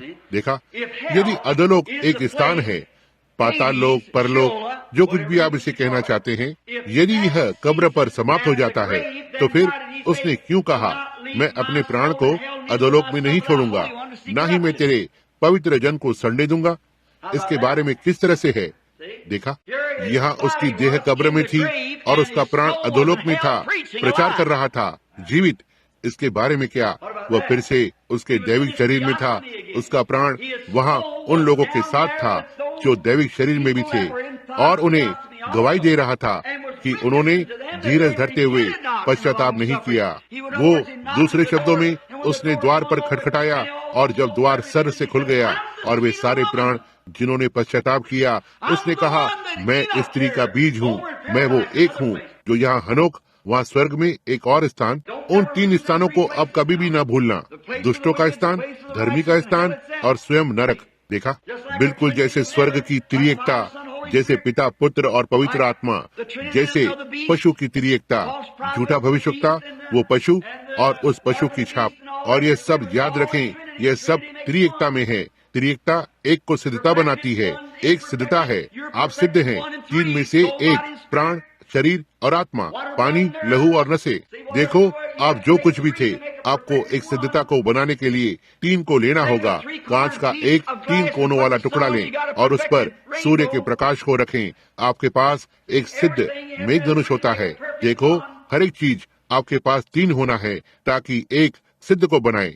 और अब याद रखें, जब वो मरा तो उसने पहले जाकर और उन प्राणों को प्रचार किया जो कैद में थे, और गवाही दी कि वो स्त्री का बीज था। वही वो एक था जिसे हनोक ने अपने हजारों संतों के साथ आते हुए देखा था। उसे उन वचनों की गवाही देनी थी जो नूह के द्वारा प्रचार किए गए थे और हनोक के द्वारा और धर्मी के द्वारा, कि वही वो एक था। हर एक जन को इसे पहचानना था। तब वो अधोलोक में चढ़ गया और शैतान से मृत्यु और अधोलोक की चाबियों को लिया। वापस स्वर्ग में आकर और अब्राहम, इजाक और याकूब और धर्मियों को लिया और जिलाए गए। मत्ती 27। और वे कब्र से बाहर आ गए और नगर में प्रवेश किया और साथ ही सड़क पर लोगों को दिखाई दिए। हालेलुया, आप वहाँ हैं अब। लेकिन उसकी देह, जबकि उसका प्राण यहाँ पर खोए हुए की गवाही दे रहा था, यहाँ नीचे शैतान से चाबियों को लेते हुए और वापस आकर और अब्राहम और इजाक को लाता है। उसका प्राण उसमें पड़ा हुआ था, उसका प्राण वहाँ से कर रहा था और उसका शरीर कब्र में पड़ा हुआ था। यही कारण है कि यीशु ने कहा, लोग कहते हैं तो ठीक है, यीशु क्यों कहता है 3 दिन मैं इसे जिलाऊंगा, 3 दिन मैं जिलाकर खड़ा करूंगा। वो शुक्रवार दोपहर बाद मर गया, रविवार की सुबह जी उठा। लेकिन देखो, ऐसा 3 दिनों के भीतर था। यदि आप शब्दकोश को देखें, क्योंकि वो जानता था कि दाऊद अभिषेक के नीचे, पवित्र आत्मा के अभिषेक के नीचे कहा, मैं अपने पवित्र जन को सड़ने नहीं दूंगा। वो जानता था कि यह उसी से संबंधित है। वो जानता था कि उसका अर्थ उसी से है। वही वो परमेश्वर का एक पवित्र जन था और वो जानता था कि 72 घंटों में सड़ावट होने लगती है। कहीं तो उन 3 दिनों के भीतर वो वहाँ से फिर से बाहर आ रहा था, क्योंकि वचनों को तोड़ा नहीं जा सकता है। और वहाँ की हर एक प्रतिज्ञा मुझसे संबंध रखती है और आपसे संबंधित है। यह हमारी है। उसने कहा, तुम इस देह को नष्ट भी कर दो और मैं इसे 3 दिनों में जिला उठाऊंगा, क्योंकि उसने कहा, मैं अपने प्राण को अधोलोक में नहीं छोड़ूंगा, ना ही मैं अपने पवित्र जन को सड़ने दूंगा। वो जानता था 3 दिनों में वो देह वहाँ से बाहर आ रही थी। वो पूरे 3 दिन नहीं रुका रहा। नहीं श्रीमान, निश्चय ही वो नहीं रुका। वो बस शुक्रवार दोपहर से लेकर रविवार की सुबह तक रुका रहा। उस शरीर की एक भी कोशिका सड़ नहीं सकी और वो मरा हुआ था और लेप किया हुआ था और पड़ा हुआ था या कपड़े में लपेटा हुआ था और उसे एक कब्र में रखा गया था। उस गर्म दलदली देश में बस कुछ घंटे ही लगते और उसे सड़ावट में जाने के लिए। आप जाते हैं मरण, आप जानते हैं उसकी देह, उसकी नाक अंदर की ओर दब रही है और आधी आधी सड़ावट आने लगती है उस गर्म नम हवा के देश में, और यह सड़ जाता है क्योंकि यह एक देह थी। लेकिन वो जानता था इससे पहले कि कोशिका सड़ जाए, जो परमेश्वर ने दाऊद भविष्यवक्ता के जरिए से कहा, मैं अपने पवित्र जन को सड़ने नहीं दूंगा। जिस तरह से उसने परमेश्वर के वचन को लिया और इसके द्वारा जिया, अब उसमें से हर एक जन जिसने प्रतिज्ञा की है जो उससे संबंधित है, परमेश्वर ने उसमें से हर एक को पूरा किया। और हर एक प्रतिज्ञा जो विश्वासी से संबंधित है, परमेश्वर इसकी हर एक प्रतिज्ञा को पूरा करेगा। आमीन। बस निश्चिंत रहे कि यह सत्य है। आमीन। इसलिए उसका प्राण, क्या आप सोचते हैं कि यह नहीं, मुझे क्षमा करें, यीशु का आत्मा उन 3 दिनों में कहाँ पर था? उसकी देह कब्र में थी, उसका आत्मा अधोलोक में था, वहाँ नीचे निचले क्षेत्रों में, और वो जी उठा। और मैं यहाँ एक छोटे से मेरे कथन को जोड़ सकता हूँ जो आपकी बहुत सहायता कर सकता है। जब वो जी उठा, जब वो मरे हुओं में से जी उठा, तो उसने अभी तक छुटकारे के कार्य के साथ पूरी तरह से समाप्त नहीं किया था। ये सही है, उसे सारी चीजों को साफ करना था। कीमत चुकाई जा चुकी थी, लेकिन अधोलोक की दहशत, कब्र की दहशत, और यहाँ जब वो मरा, वो सीधा आगे बढ़ा। उसने कभी भी काम करना बंद नहीं किया। जब वो मरा,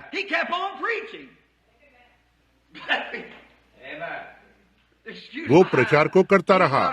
मुझे लगता है कि मेरे अभद्र व्यवहार को क्षमा करें, लेकिन वो कभी भी नहीं रुका। आप कभी भी मरेंगे नहीं। हो सकता है आपकी देह कुछ समय के लिए विश्राम कर रही हो, लेकिन परमेश्वर इसे उठाकर खड़ा करेगा। उसने प्रतिज्ञा की है कि वो करेगा, लेकिन आप अब और नाश नहीं हो सकते। भला परमेश्वर नाश हो सकता है? यह सही है। देखो, उसके मरने के बाद चेलों के लिए मरा हुआ था। वो सो रहा था। जो वो था, उन्होंने उसे सुला दिया।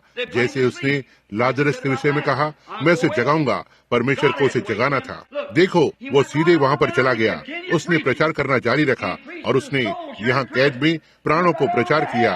वो सीधे अधोलोक में चला गया, शैतान से चाबियों को ले लिया, सीधे वापस आकर और फिर से स्वर्ग में प्रचार किया और तीसरे दिन फिर से जी उठा।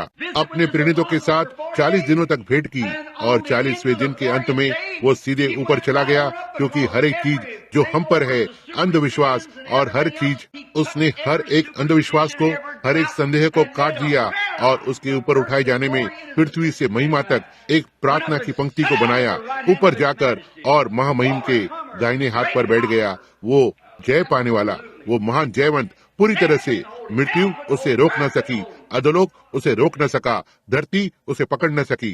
जब वो यहाँ धरती पर था, उसे दिया गया, वो सबसे निचले नगर में चला गया और सबसे निचले लोगों के पास चला गया और उसे सबसे तुच्छ नाम दिया गया था। यही है जो मनुष्य ने उसके साथ किया था। वो येरियो को गया, जो सबसे निचला नगर था। छोटे से छोटे मनुष्य को एक पेड़ पर चढ़कर उसकी ओर नीचे देखना पड़ता था। यही है जहाँ मनुष्य ने उसे रखा। वो एक पांव धोने वाला दास था, सबसे गंदा काम जो दिया जा सकता था। वो सबसे नीचे हो गया और उसे सबसे गिरा हुआ नाम दिया गया जो दिया जा सकता था। बाल जबूल, शैतानों का राजकुमार, मनुष्य ने उसे सबसे गिरा हुआ नाम दिया, सबसे निचला स्थान दिया और उसे सबसे निचले नरक के सबसे निचले क्षेत्रों में भेज दिया। परमेश्वर ने उसे ऊपर उठाया और उसे सबसे ऊंचे स्वर्ग में भेजा और हर नाम से ऊपर एक नाम। हालेलुया! क्यों? उसे यहाँ तक स्वर्ग को देखने के लिए भी नीचे देखना पड़ता है। तेरा सिंहासन स्वर्ग के आकाश के ऊपर ऊंचा किया गया है और सबसे महान नाम जिसे कभी स्वर्ग और धरती पर दिया गया है, उसके चारों ओर जकड़ा हुआ है। यही है जो परमेश्वर ने उसके साथ किया। मनुष्य ने उसे सबसे नीचे रखा और परमेश्वर ने उसे सर्वोच्च बनाया। वहाँ वो था, सबसे नीचे से लेकर सर्वोच्च तक। वो सबसे तुच्छ बन गया ताकि वो हमें सर्वोच्च पर ला सके। वो हम बन गया जिससे कि हम उसके अनुग्रह के द्वारा परमेश्वर के पुत्र बन सके। यही है जहाँ वो गया था। आमीन। उसका नाम धन्य है। उसने एक मार्ग बनाया कि हम भी किसी दिन आ सकें, क्योंकि मैं जीवित हूँ, तुम भी जीवित रहोगे। ओह, कोई आश्चर्य नहीं जब मनुष्य उस दर्शन को पकड़ लेता है। वहाँ कभी भी कोई मनुष्य नहीं हुआ है जो इसे समझा सके। उन्होंने यहाँ तक इसे समझाने की कोशिश की, अपने दिमाग को खोकर। यह महान गीत, ओह परमेश्वर का प्रेम कितना बहुतायत और शुद्ध है, कितना अथाह और गहरा है। वो अंतिम पद, या मैं सोचता हूँ पहला पद ऐसा है, यदि हम स्याही से समुद्र को भर देते हैं और आकाश चमड़े का कागज बन जाता है। आप जानते हैं कि यह कहाँ पर पाया गया था? पागलपन पर लिखा, एक पागल संस्था में, दीवार पर। कोई भी मनुष्य कभी भी परमेश्वर के उस प्रेम की व्याख्या नहीं कर सकता है। ओह, यह कभी नहीं बताया जा सकता है कि उसने हमारे लिए क्या किया। ओह, आप कैसे एक विशेषता को वहाँ पर रख सकते हैं? यह उसका अनुग्रह है, आरंभ से अंत तक। मैं खो गया था, अधूरा और असहाय, मुझ में कुछ भी अच्छा नहीं था, इसके विषय में कुछ भी नहीं था, और उसने अपने अनुग्रह के द्वारा आकर और हमें बचाया। ओह प्रभु, यही मेरा प्रभु है, यही उसका प्रेम है, यही उसकी भलाई है। अब हमारे पास लगभग 7 मिनट हैं और लगभग 15 प्रश्न हैं। और क्या आप सोचते हैं कि महिलाओं के लिए कलीसिया के बाहर व्यक्तिगत कार्य करना सही है? जी हाँ, यह बस एक प्रश्न है, बस एक, ना ही एक वचन संबंधी प्रश्न है, लेकिन निश्चय ही मैं जवाब दूंगा। जी हाँ श्रीमान, हम सब एक साथ कामगार हैं। स्त्रियों के पास उनका स्थान होता है और निश्चय ही वे करती हैं। जी हाँ श्रीमान, बस वो सारे व्यक्तिगत कार्य करें जो आप कर सकते हैं और परमेश्वर आपको इसके लिए आशीष देगा। तो ठीक है, अब आइए देखें। कृपया त्रिएकता को समझाएं। पुत्र किस तरह से पिता के दाहिने हाथ पर बैठ सकता है, बिचवाई को कर रहा है पिता के लिए, यदि वे 2 व्यक्ति नहीं हैं। तो फिर मित्र, यही एक प्रकाशन है। यदि यीशु ने कहा मैं और मेरा पिता एक हैं, तब वे 2 कैसे हो सकते हैं? समझे? अब वे 2 नहीं हैं। एक बार एक महिला ने मुझसे कहा, और मैं इसे समझा रहा था, कहा तुम और तुम्हारी पत्नी 2 हैं, फिर भी तुम एक हो। मैंने कहा लेकिन परमेश्वर और पुत्र इससे भिन्न है। देखो, मैंने कहा आपने मुझे देखा? हाँ। क्या आप मेरी पत्नी को देखते हो? नहीं। मैंने कहा, तब पिता और पुत्र की बात भिन्न है। यीशु ने कहा, जब तुम मुझे देखते हो तुम पिता को देखते हो। देखा, पिता और पुत्र। पिता सर्वशक्तिमान यहोवा था, परमेश्वर एक भवन में वास करते हुए, जिसे यीशु मसीह कहा गया, जो कि परमेश्वर का अभिषिक्त पुत्र था। यीशु एक मनुष्य था, परमेश्वर एक आत्मा है, और किसी भी मनुष्य ने कभी भी परमेश्वर को नहीं देखा है, लेकिन पिता के इकलौते उत्पन्न ने उसे घोषित किया। वो, उसका व्यक्तित्व, उसका अस्तित्व, उसकी दैविकता, जो कुछ भी वो था, वो परमेश्वर था। वो कुछ भी कम नहीं था या परमेश्वर से अधिक कुछ भी नहीं था। फिर भी वो एक मनुष्य था। वो एक मनुष्य था, एक घर जिसमें परमेश्वर वास करता था। यह ठीक बात है, वो परमेश्वर का रहने का स्थान था। अब यदि आप उस पर कुछ वचनों को चाहते हैं, भाई नेविल, क्या आप मेरे लिए संत मरकुस 14:62 को निकालेंगे? और बहन वुड, आप मेरे लिए इफिसियों 1:20 को निकालें। किसी और के पास बाइबल है तो अपना हाथ उठाएं। बहन अर्नोल्ड, आपके पास एक वहाँ पीछे है, तो ठीक है। आप मेरे लिए प्रेरितों के काम 7:55 को निकालें। ठीक है। मरकुस 14:62, भाई नेविल। और बहन वुड, इफिसियों 1:20 है। प्रेरितों के काम 7:55, बहन अर्नोल्ड। तो ठीक है। क्या आपने इसे निकाला है, भाई नेविल? तो ठीक है, अब पढ़े। यीशु ने कहा, मैं हूँ, और तुम मनुष्य के पुत्र को देखोगे, जो सर्व सामर्थ के दाहिने हाथ पर बैठा हुआ है और आकाश के बादलों के साथ आ रहा है।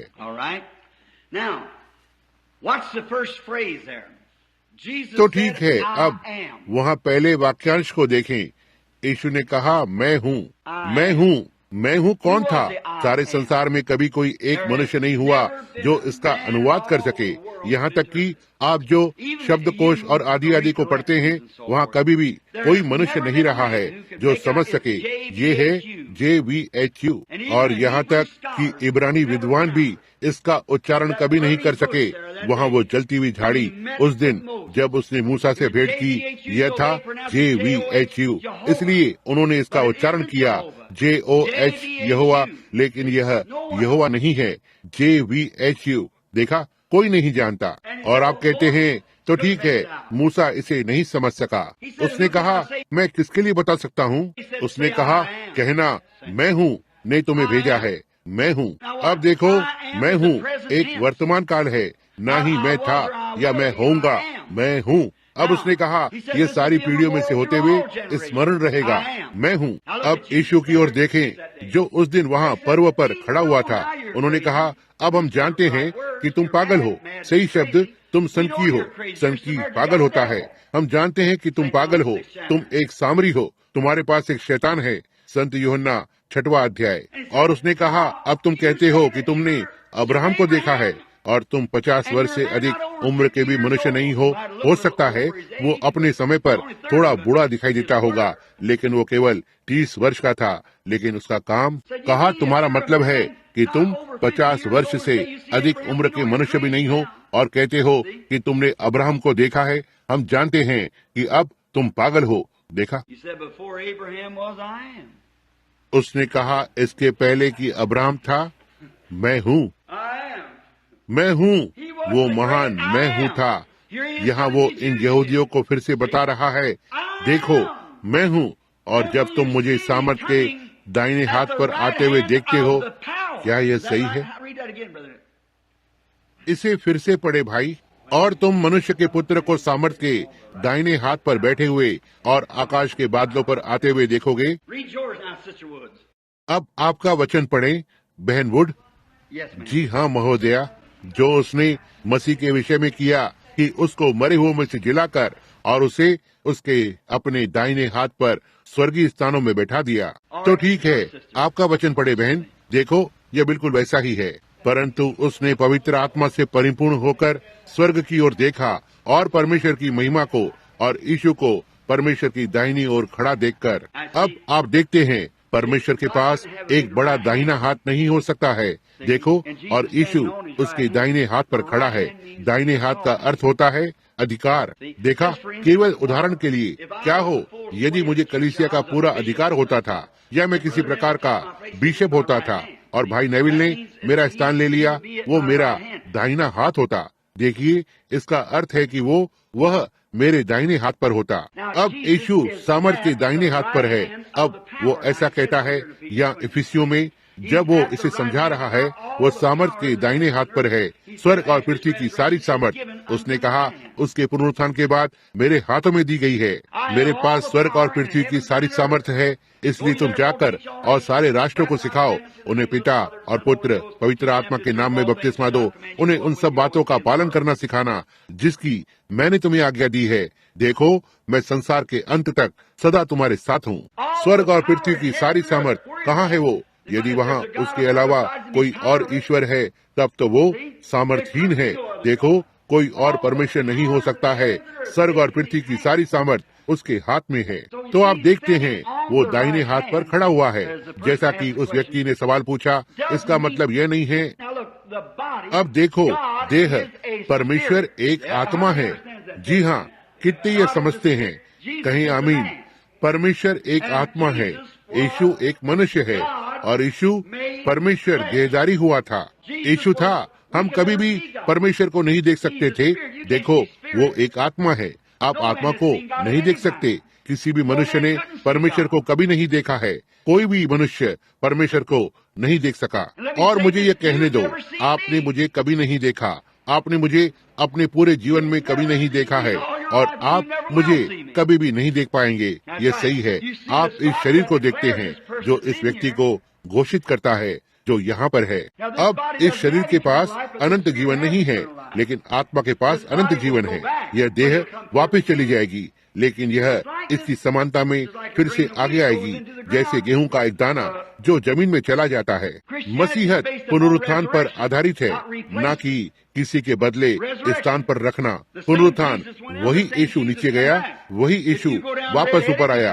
यदि आप लाल सिर वाले नीचे जाते हैं, तो आप लाल सिर वाले वापस ऊपर आते हैं। यदि आप काले सिर वाले नीचे जाते हैं, तो आप काले सिर वाले ही ऊपर आते हैं। देखो, यह एक पुनरुत्थान है। जब आप खाने के लिए जाते हैं, मैंने डॉक्टर से यह पूछा, ज्यादा समय नहीं हुआ। मैंने कहा, ऐसा क्यों है? जब मैं 16 वर्ष का था, हर बार जब मैं खाता हूँ, मैं अपने जीवन को नया करता हूँ। कहा, यह ठीक बात है। आप हर बार नई कोशिकाओं को लेते हैं, मांस बनाते हैं। मतलब भोजन लहू की कोशिकाओं को बनाता है, और वो लहू कोशिका आपको मजबूत बनाती है। इसी तरह से आप जीते हैं। तब हर बार किसी को तो मरना होता है। आपके जीने के लिए हर दिन कुछ तो मरता है। यदि आप मांस खाते हैं, तो गाय मरती है, या कुछ भी आप खाते हैं। और मछली मरती है, या गेहूं मरता है ताकि रोटी को बनाए। आलू मरता है, जिसने आलू को बनाया। और जीवन का हर एक रूप आप केवल मरे हुए वस्तु के जरिए से ही जी सकते हैं, और आप केवल अनंतता में जी सकते हैं, क्योंकि कोई तो मरा है, यीशु।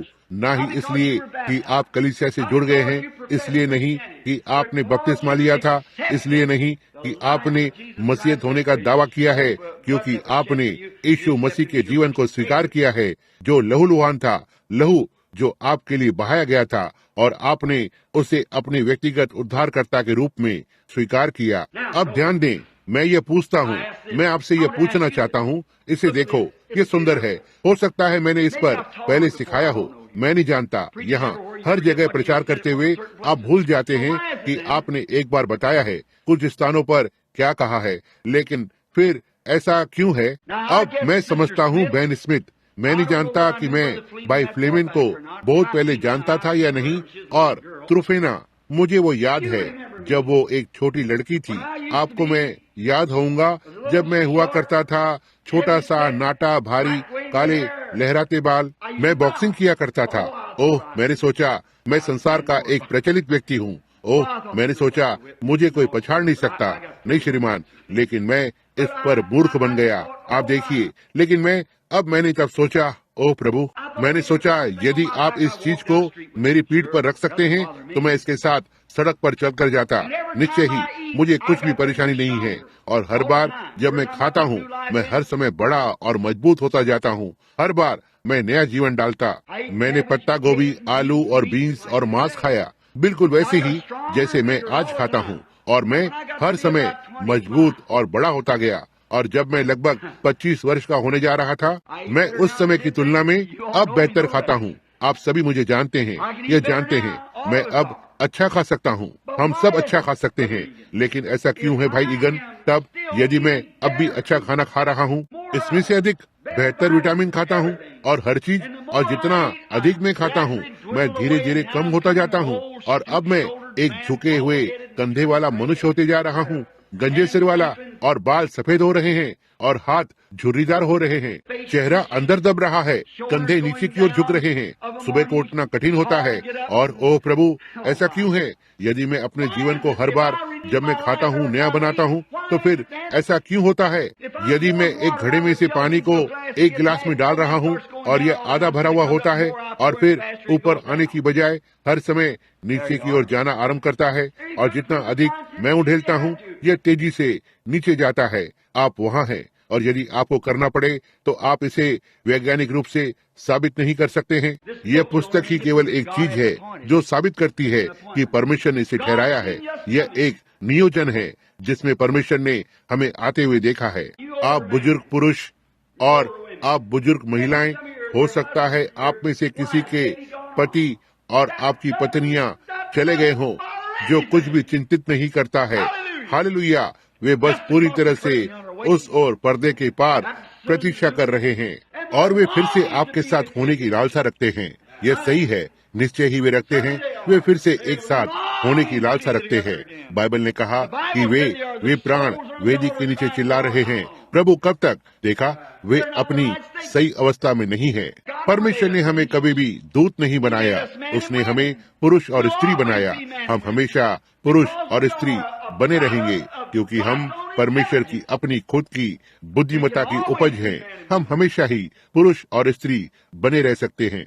लेकिन ये क्या करता है? देखो, हो सकता है आप सोचते हैं कि जब आप वेदी पर चलकर गए, आप और पति कहा कि हम एक दूसरे को वैध विवाहित पत्नी होने के लिए स्वीकार करते हैं और इस विवाह के पवित्र दशा में एक साथ रहेंगे, और परमेश्वर के अनुग्रह और इत्यादि, और आपकी सारी गवाही जो आप देते हैं और आपने जो प्रतिज्ञा की है। पहली बात जो आप जानते हैं, ध्यान देना आरंभ करते हैं, आप दोनों, वो सीधा था और बाल चमकदार थे, और माँ और उसकी सुंदर छोटी बुरी आंखें या नीली आंखें या ये जो कुछ भी था। ओह, आपने उसे किस तरह से देखा? आप बाहर चलकर गए, आपने पिता की ओर देखा।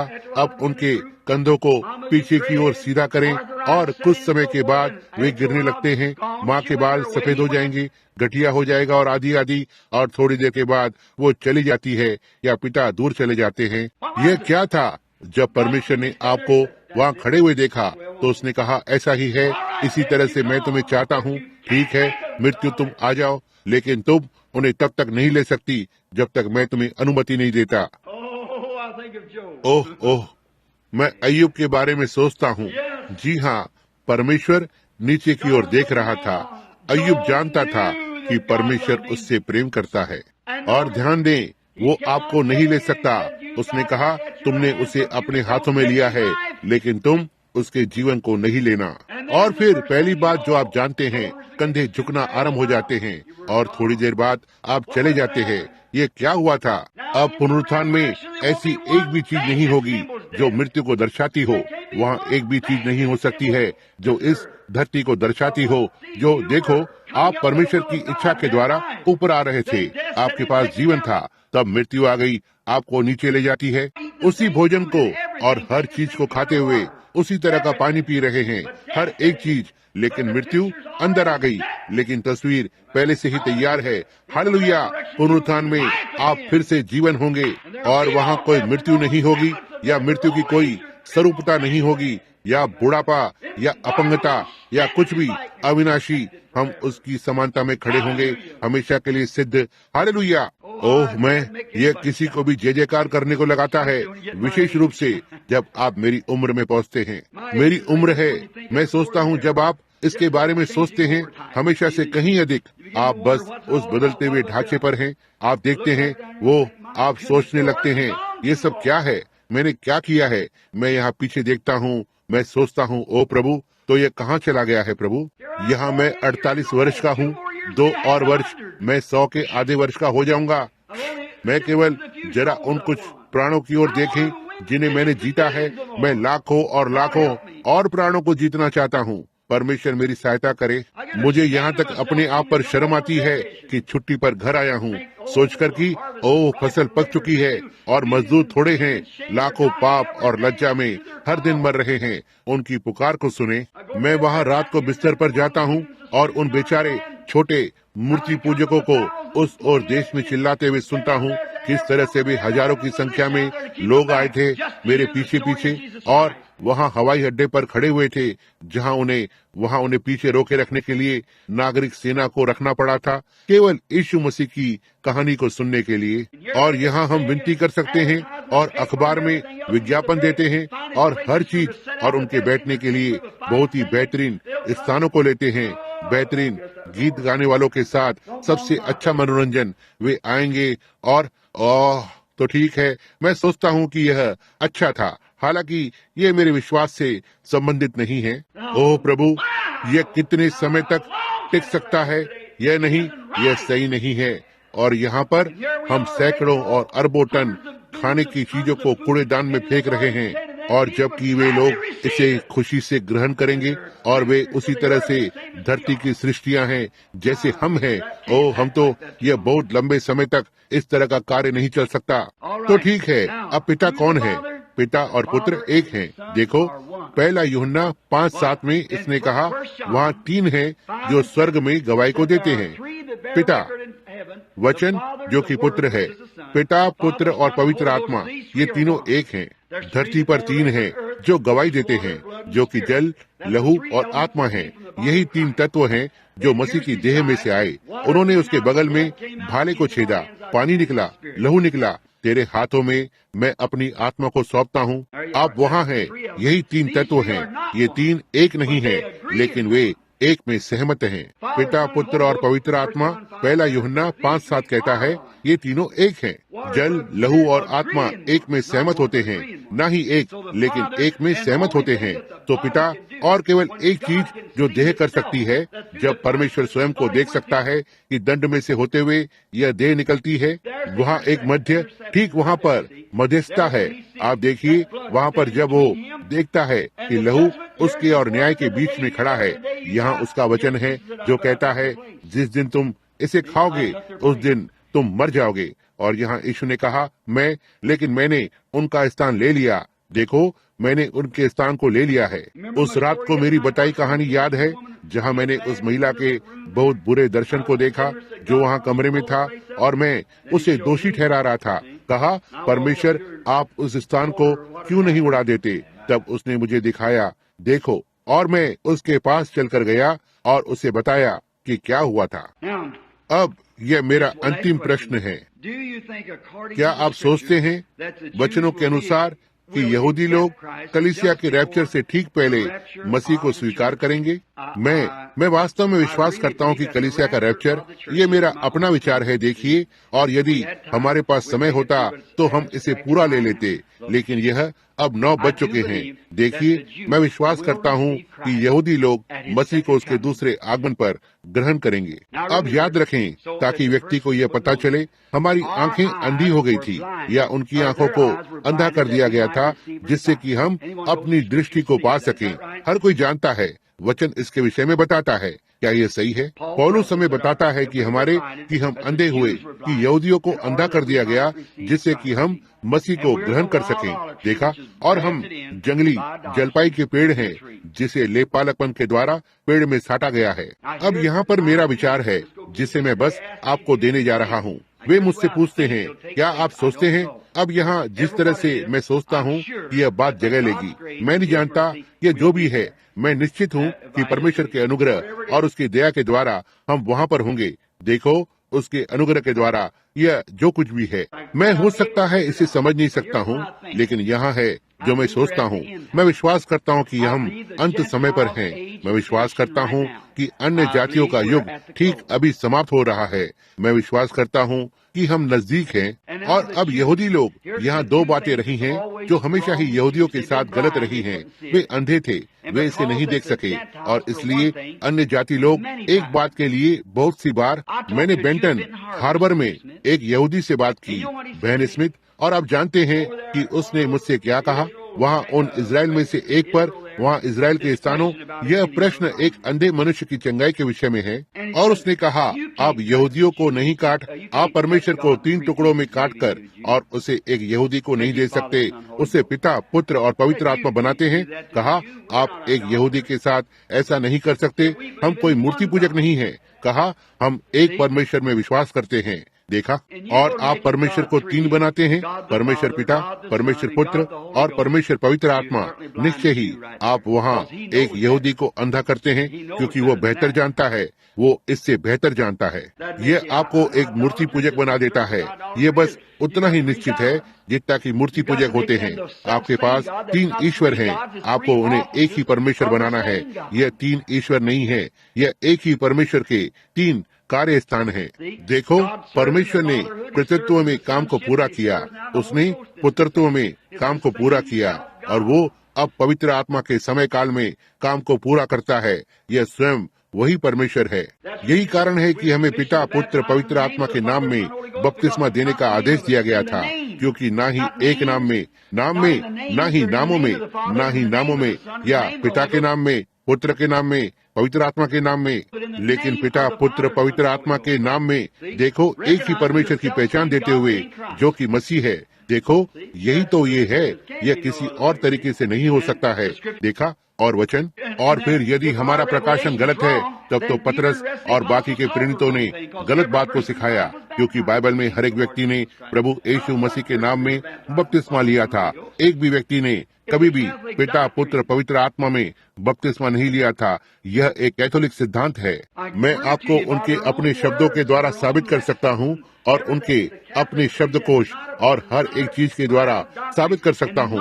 यह एक कैथोलिक मत सिद्धांत है, और ना ही एक बाइबल की शिक्षा, और ना ही कोई मनुष्य। यहाँ तक कि इंग्लैंड के राजा ने भी यीशु मसीह के नाम में बपतिस्मा लिया था, अंतिम प्रेरित की मृत्यु के लगभग 600 वर्ष के बाद, जब इसे उस वक्त इंग्लैंड भी नहीं कहा जाता था, इसे एंजल लैंड कहा जाता था। यही वो नाम है जहाँ से ये आया है। उसने यीशु मसीह के नाम में बपतिस्मा लिया था। जिसने उसे परिवर्तित किया, वो एक छोटी सी चिड़िया थी। यदि मैं सोच सकता हूँ, ना ही संत एंजेलो, अब उसका नाम क्या था, अगबूस, संत अगबूस, मैं सोचता हूँ कि यही था। मुझे पक्का नहीं है कि वही नाम होगा, लेकिन जो भी है, वो वहाँ पर गया और उन्होंने इसमें से कुछ को लिया। उन्होंने उन्हें दूध कहा, क्योंकि लोग और अंशुरी लोग और आदि अश्वेत सांवले रंग के थे, और इन अंग्रेजों के लंबे सफेद घुंघराले बाल, सुनहरे सिर वाले एंग्लो सैक्सन, आप जानते हैं, नीली आंखों वाले, और उन्होंने कहा वे दूतों के समान दिखाई पड़ते थे, और इसलिए उन्होंने इसे दूत का देश कहा। और वो प्रभु का सेवक वहाँ पर गया और अपने राजा को प्रचार कर रहा था, और वे वहाँ पर एक बड़ी खुली आग में बैठे हुए थे। ज्यादा समय नहीं हुआ, मैं इसका इतिहास पढ़ रहा था, और एक छोटी चिड़िया उजाले में उड़ी और वापस बाहर चली गई, और राजा ने सवाल को पूछा, वो पक्षी कहाँ से आया और वो कहाँ चला गया? देखा, वो उजाले के अंदर आया और हमने उसे देखा, और वो वापस अंधकार में चला गया। क्या मनुष्य इसी प्रकार से नहीं जाता है? उसने कहा। लेकिन वो क्या था इससे पहले कि वो यहाँ आ सके? प्रचारक ने कहा, देखो, इस बात ने राजा को छू लिया, और अगली सुबह उसे और उसके घराने ने यीशु मसीह के नाम में बपतिस्मा लिया था। यह सही है। तब क्या पहला मनुष्य जिस पर कभी छिड़काव किया गया था या कभी किसी और तरह से बपतिस्मा दिया गया था, पिता, पुत्र और पवित्र आत्मा के नाम में, यह कैथोलिक कलीसिया में था। अब तक का पहला छिड़काव कैथोलिक कलीसिया में हुआ था। अब तक की पहली बार पानी का उंडेला जाना कैथोलिक कलीसिया में हुआ था। प्रोटेस्टेंट कलीसिया ने हमेशा ही बपतिस्मा लिया। बाइबल में प्रेरितों ने यीशु मसीह के नाम में डुबाने के द्वारा लिया था। हर कहीं पर बस एक स्थान को दिखाएं जहां उन्होंने कुछ और लिया था। देखो, अब इस महान समय में यहूदी नहीं कर सकते। मैंने उस रब्बी से पूछा, मैंने कहा, रब्बी, क्या आपके लिए भविष्यवक्ताओं पर विश्वास करना कठिन होगा? उसने कहा, मैं भविष्यवक्ताओं पर विश्वास करता हूँ। मैंने कहा, यशाया 9:6 में उसका क्या अर्थ था? हमारे लिए एक पुत्र जन्मा है। वो किसके विषय में बोल रहा था? उसने कहा, वो मसीहा के लिए बोल रहा था। मैंने कहा, तब क्या मसीह जन्म लेगा? जी हाँ, वो जन्म लेगा। मैंने कहा, तब यदि उसे जन्म लेना है तो उसके पास एक माँ होगी। हाँ, उसके पास एक माँ होनी है और उसका एक पिता भी होना है। उसने कहा, मैंने कहा बिल्कुल सही है। और क्या आपके लिए यह विश्वास करना कठिन होगा कि ऐसा नहीं होगा कि वो परमेश्वर महान यहोवा जिसने लाल समुद्र को खोला, क्या वो इस बालक को निष्कलंक जन्म के द्वारा जन्म नहीं दे सकता? देखा, वहाँ वो था। उसने कहा, लेकिन आप उसे 3 ईश्वर नहीं बना सकते। मैंने कहा, वो 3 ईश्वर नहीं है। मैंने कहा, मसीह का परमेश्वर से क्या संबंध होगा? उसने कहा, वो परमेश्वर होगा। मैंने कहा, अब आप समझ गए? अब आपने इसे पकड़ा। वो परमेश्वर है, बिल्कुल ऐसा ही है। तब उसने मुझे बताने की कोशिश की। कहा, तो ठीक है, यह मनुष्य एक चोर था। यह जो नाजरत का यीशु था, वो एक चोर था। मैंने कहा, रब्बी, वो भला कैसे एक चोर था? तो ठीक है, उसने कहा, आपके अपने वचनों में कहा गया है कि वो सबत के दिन मकई के खेत में गया और मकई को ले लिया। मैंने कहा, अब रब्बी, आप बेहतर जानते हैं, इस वचन के बारे में अधिक जानते हैं। आपका अपना वचन कहता है कि यह वैध बात है। एक मनुष्य के लिए यह उचित है कि वो जाकर और जितना चाहे उतना मकई खाए, लेकिन इसे उसके बस्ते में न डाले और इसे बाहर न ले जाए। आपका अपना नियम कहता है, रब्बी। और वो वहाँ थोड़ी देर खड़ा हुआ था। उसने इसका विश्वास किया क्योंकि उसने गवाही दी। उसने कहा, थोड़ी देर बाद उसने कहा, तो ठीक है, किस कारण से? जॉन की आंखें। कहा, आपने इसे कैसे किया? मैंने कहा, यीशु मसीह के नाम में। वो नहीं जानता था। कहा, तो ठीक है, आप परमेश्वर को 3 टुकड़ों में नहीं काट सकते। मैंने कहा, वो यहोवा था जो देह में प्रकट हुआ था। रब्बी, यही तो वो था, वो देह में यहोवा था। उसका खुद का मनुष्य नाम वो छुटकारे का नाम था, क्योंकि आकाश के नीचे कोई दूसरा नाम नहीं दिया गया है कि एक मनुष्य को बचाया जा सके, केवल उस मानव छुटकारे के नाम के जरिए से, प्रभु यीशु मसीह। यह सही है, वो परमेश्वर था, वो परमेश्वर है, वो हमेशा परमेश्वर रहेगा। यह बिल्कुल सही बात है, प्रभु यीशु मसीह। अब मैं विश्वास करता हूँ कि अन्य जाति कलीसिया जल्द ही अन्य जाति कलीसिया की देह को पूरा करेगी। द्वार जो बीच में, यीशु ने कहा मत्ती 24 में, मैं उस एक वचन को 1 मिनट के लिए लूंगा। उसने कहा, वे यरूशलेम की शहरपना को रौंदेंगे जब तक अन्य जाति का समय काल समाप्त नहीं हो जाता। अब ध्यान दें, यह हमारे प्रभु यीशु के द्वारा दिया गया था मत्ती 24 में कि यहूदियों को तस्वीर से बाहर निकाल दिया जाएगा।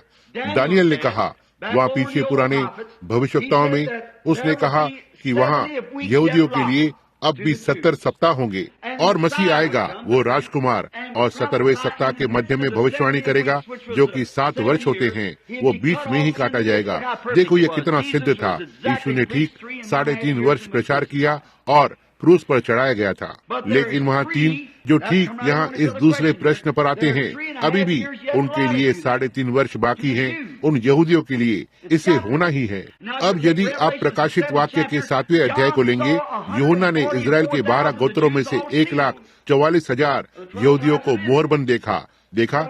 मेरा क्या मतलब है? अभी घटित होने से पहले आगे आने को है। अब देखो ये कितना सुंदर है। इससे पहले कि हम अब बंद करें, ध्यान दें कि यह कैसे घूमता है।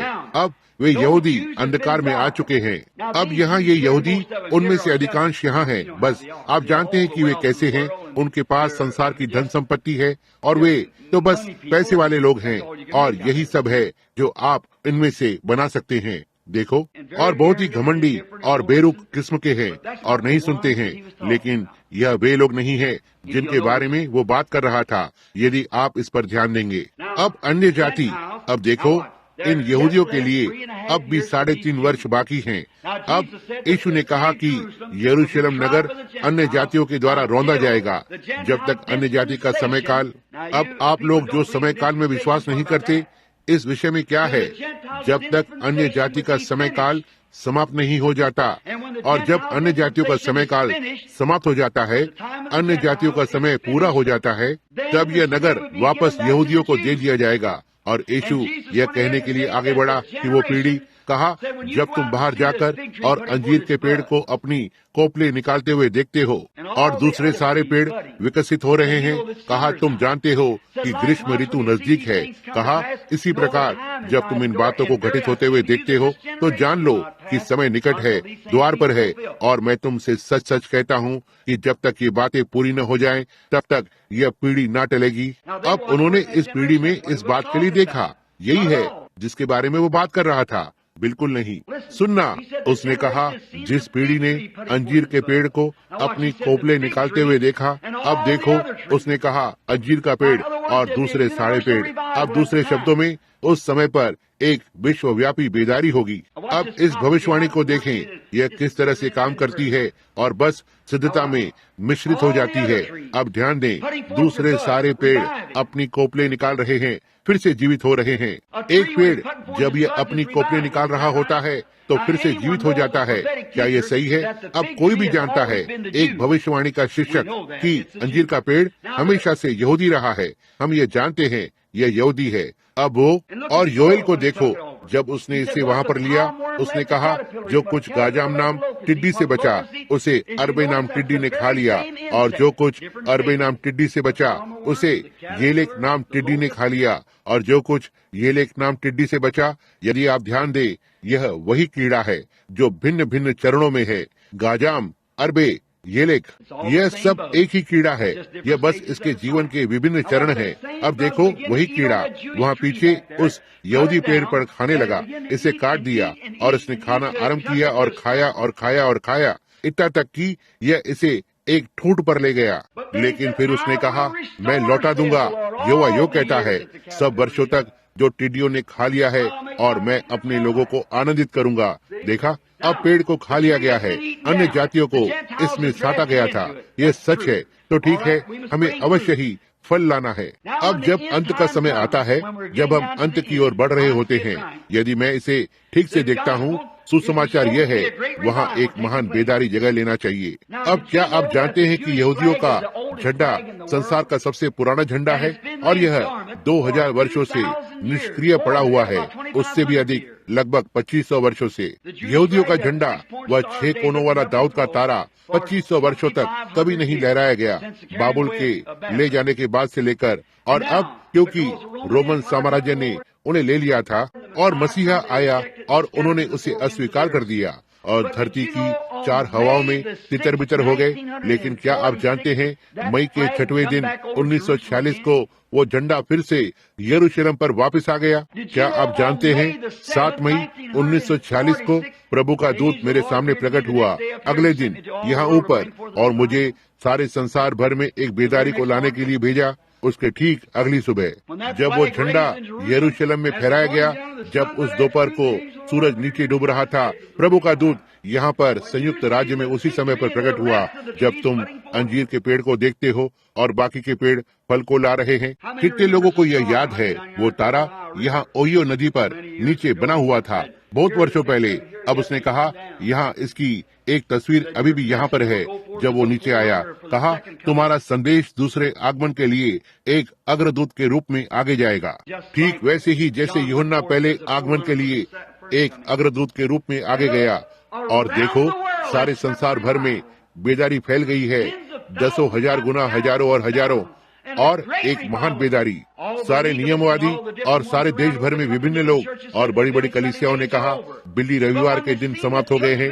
लेकिन जब उन्होंने देखा कि कलीसिया फिर से बेदारी में आ रही है, आम लोग, उन्हें उनके चेहरे को बचाना था। चार्ल्स फुलर ने उस स्थान को ले लिया होता, लेकिन वो बहुत बूढ़ा था, इसलिए वे बिली ग्राम के साथ गए, और परमेश्वर ने बिली ग्राम को लिया, मतलब बैप्टिस्ट कलीसिया ने लिया, और वे सब उसके पास जाने लगे। और बिली ग्राम आधे प्रचारक नहीं है, जो भाई नेविल है, जहाँ तक एक प्रचारक होने के नाते नहीं, किसी भी तरह से नहीं। लेकिन ये क्या है, उन्हें यह करना था, यह संगठित है, और हर एक जन जो ठीक इसके इर्द गिर्द इकट्ठा हो रहा है, बिली भी इसी बात को कहता है।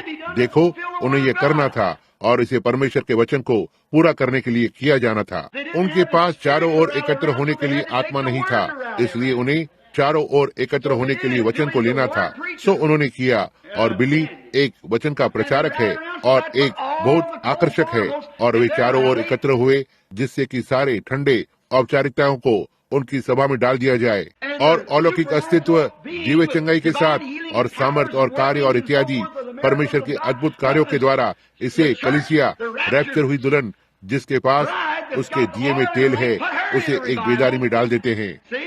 देखो, और ठंडी औपचारिक कलीसिया की अपनी बेदारी थी, और यहाँ इजराइल अपनी बेदारी के साथ मुड़ रहा है। मेरे पास ठीक अभी मेरे घर में एक फिल्म है, आधी रात के लिए 3 मिनट, और हमारे पास उन यहूदियों की एक तस्वीर है जो अंदर आ रहे हैं। आपने इसे लुक पत्रिका में देखा है, और जहाज लदे हुए हैं, वहाँ दूर ईरान में से आ रहे हैं, और वहाँ से वे यहूदी कभी नहीं जान पाए कि यीशु कभी धरती पर था। वे वहाँ उजड़ने वाले बाबुल की ओर चले गए। यही है सब जो वे कभी जानते थे। उन्होंने जोता, आपने इसे लुक या लाइफ और दूसरी पत्रिकाओं में देखा, जहाँ उन्होंने पुराने लकड़ी के औजारों से जोता था, और जब उन्होंने उन हवाई जहाजों को आते हुए देखा तो उन्होंने सोचा यही है ये, क्योंकि परमेश्वर ने उन्हें बताया वे वहाँ पर होंगे और उकाब के पंखों पर वापस यरूशलेम में लाया जाएगा। ये सही है, वे वहाँ हैं। और यहूदी ने कहा यही है। उन्होंने सीधे आगे कदम बढ़ाया और हमने उनकी अपनी आवाज के साथ तस्वीरों को लिया और उनका इंटरव्यू लिया। सारे दुनिया भर से आ रहे हैं। उनमें से कुछ लोग अपने बुजुर्ग लोगों को अपनी पीठ पर लादे हुए थे, और वे अंधे और अपाहिज थे, और वे संसार के विभिन्न भागों से जहाजों से उतर रहे थे, वहाँ पर आ रहे थे, और वे जमीन पर से बोरों में पत्थर उठाने लगे। और आज उन्होंने पानी के स्रोतों को पाया है, जो कि संसार का सबसे बड़ा कृषि प्रधान देश है। मृत्यु सागर बाकी के सारे संसार की तुलना में अधिक धन संपत्ति को रखता है। यहूदी वापस लौट रहे हैं।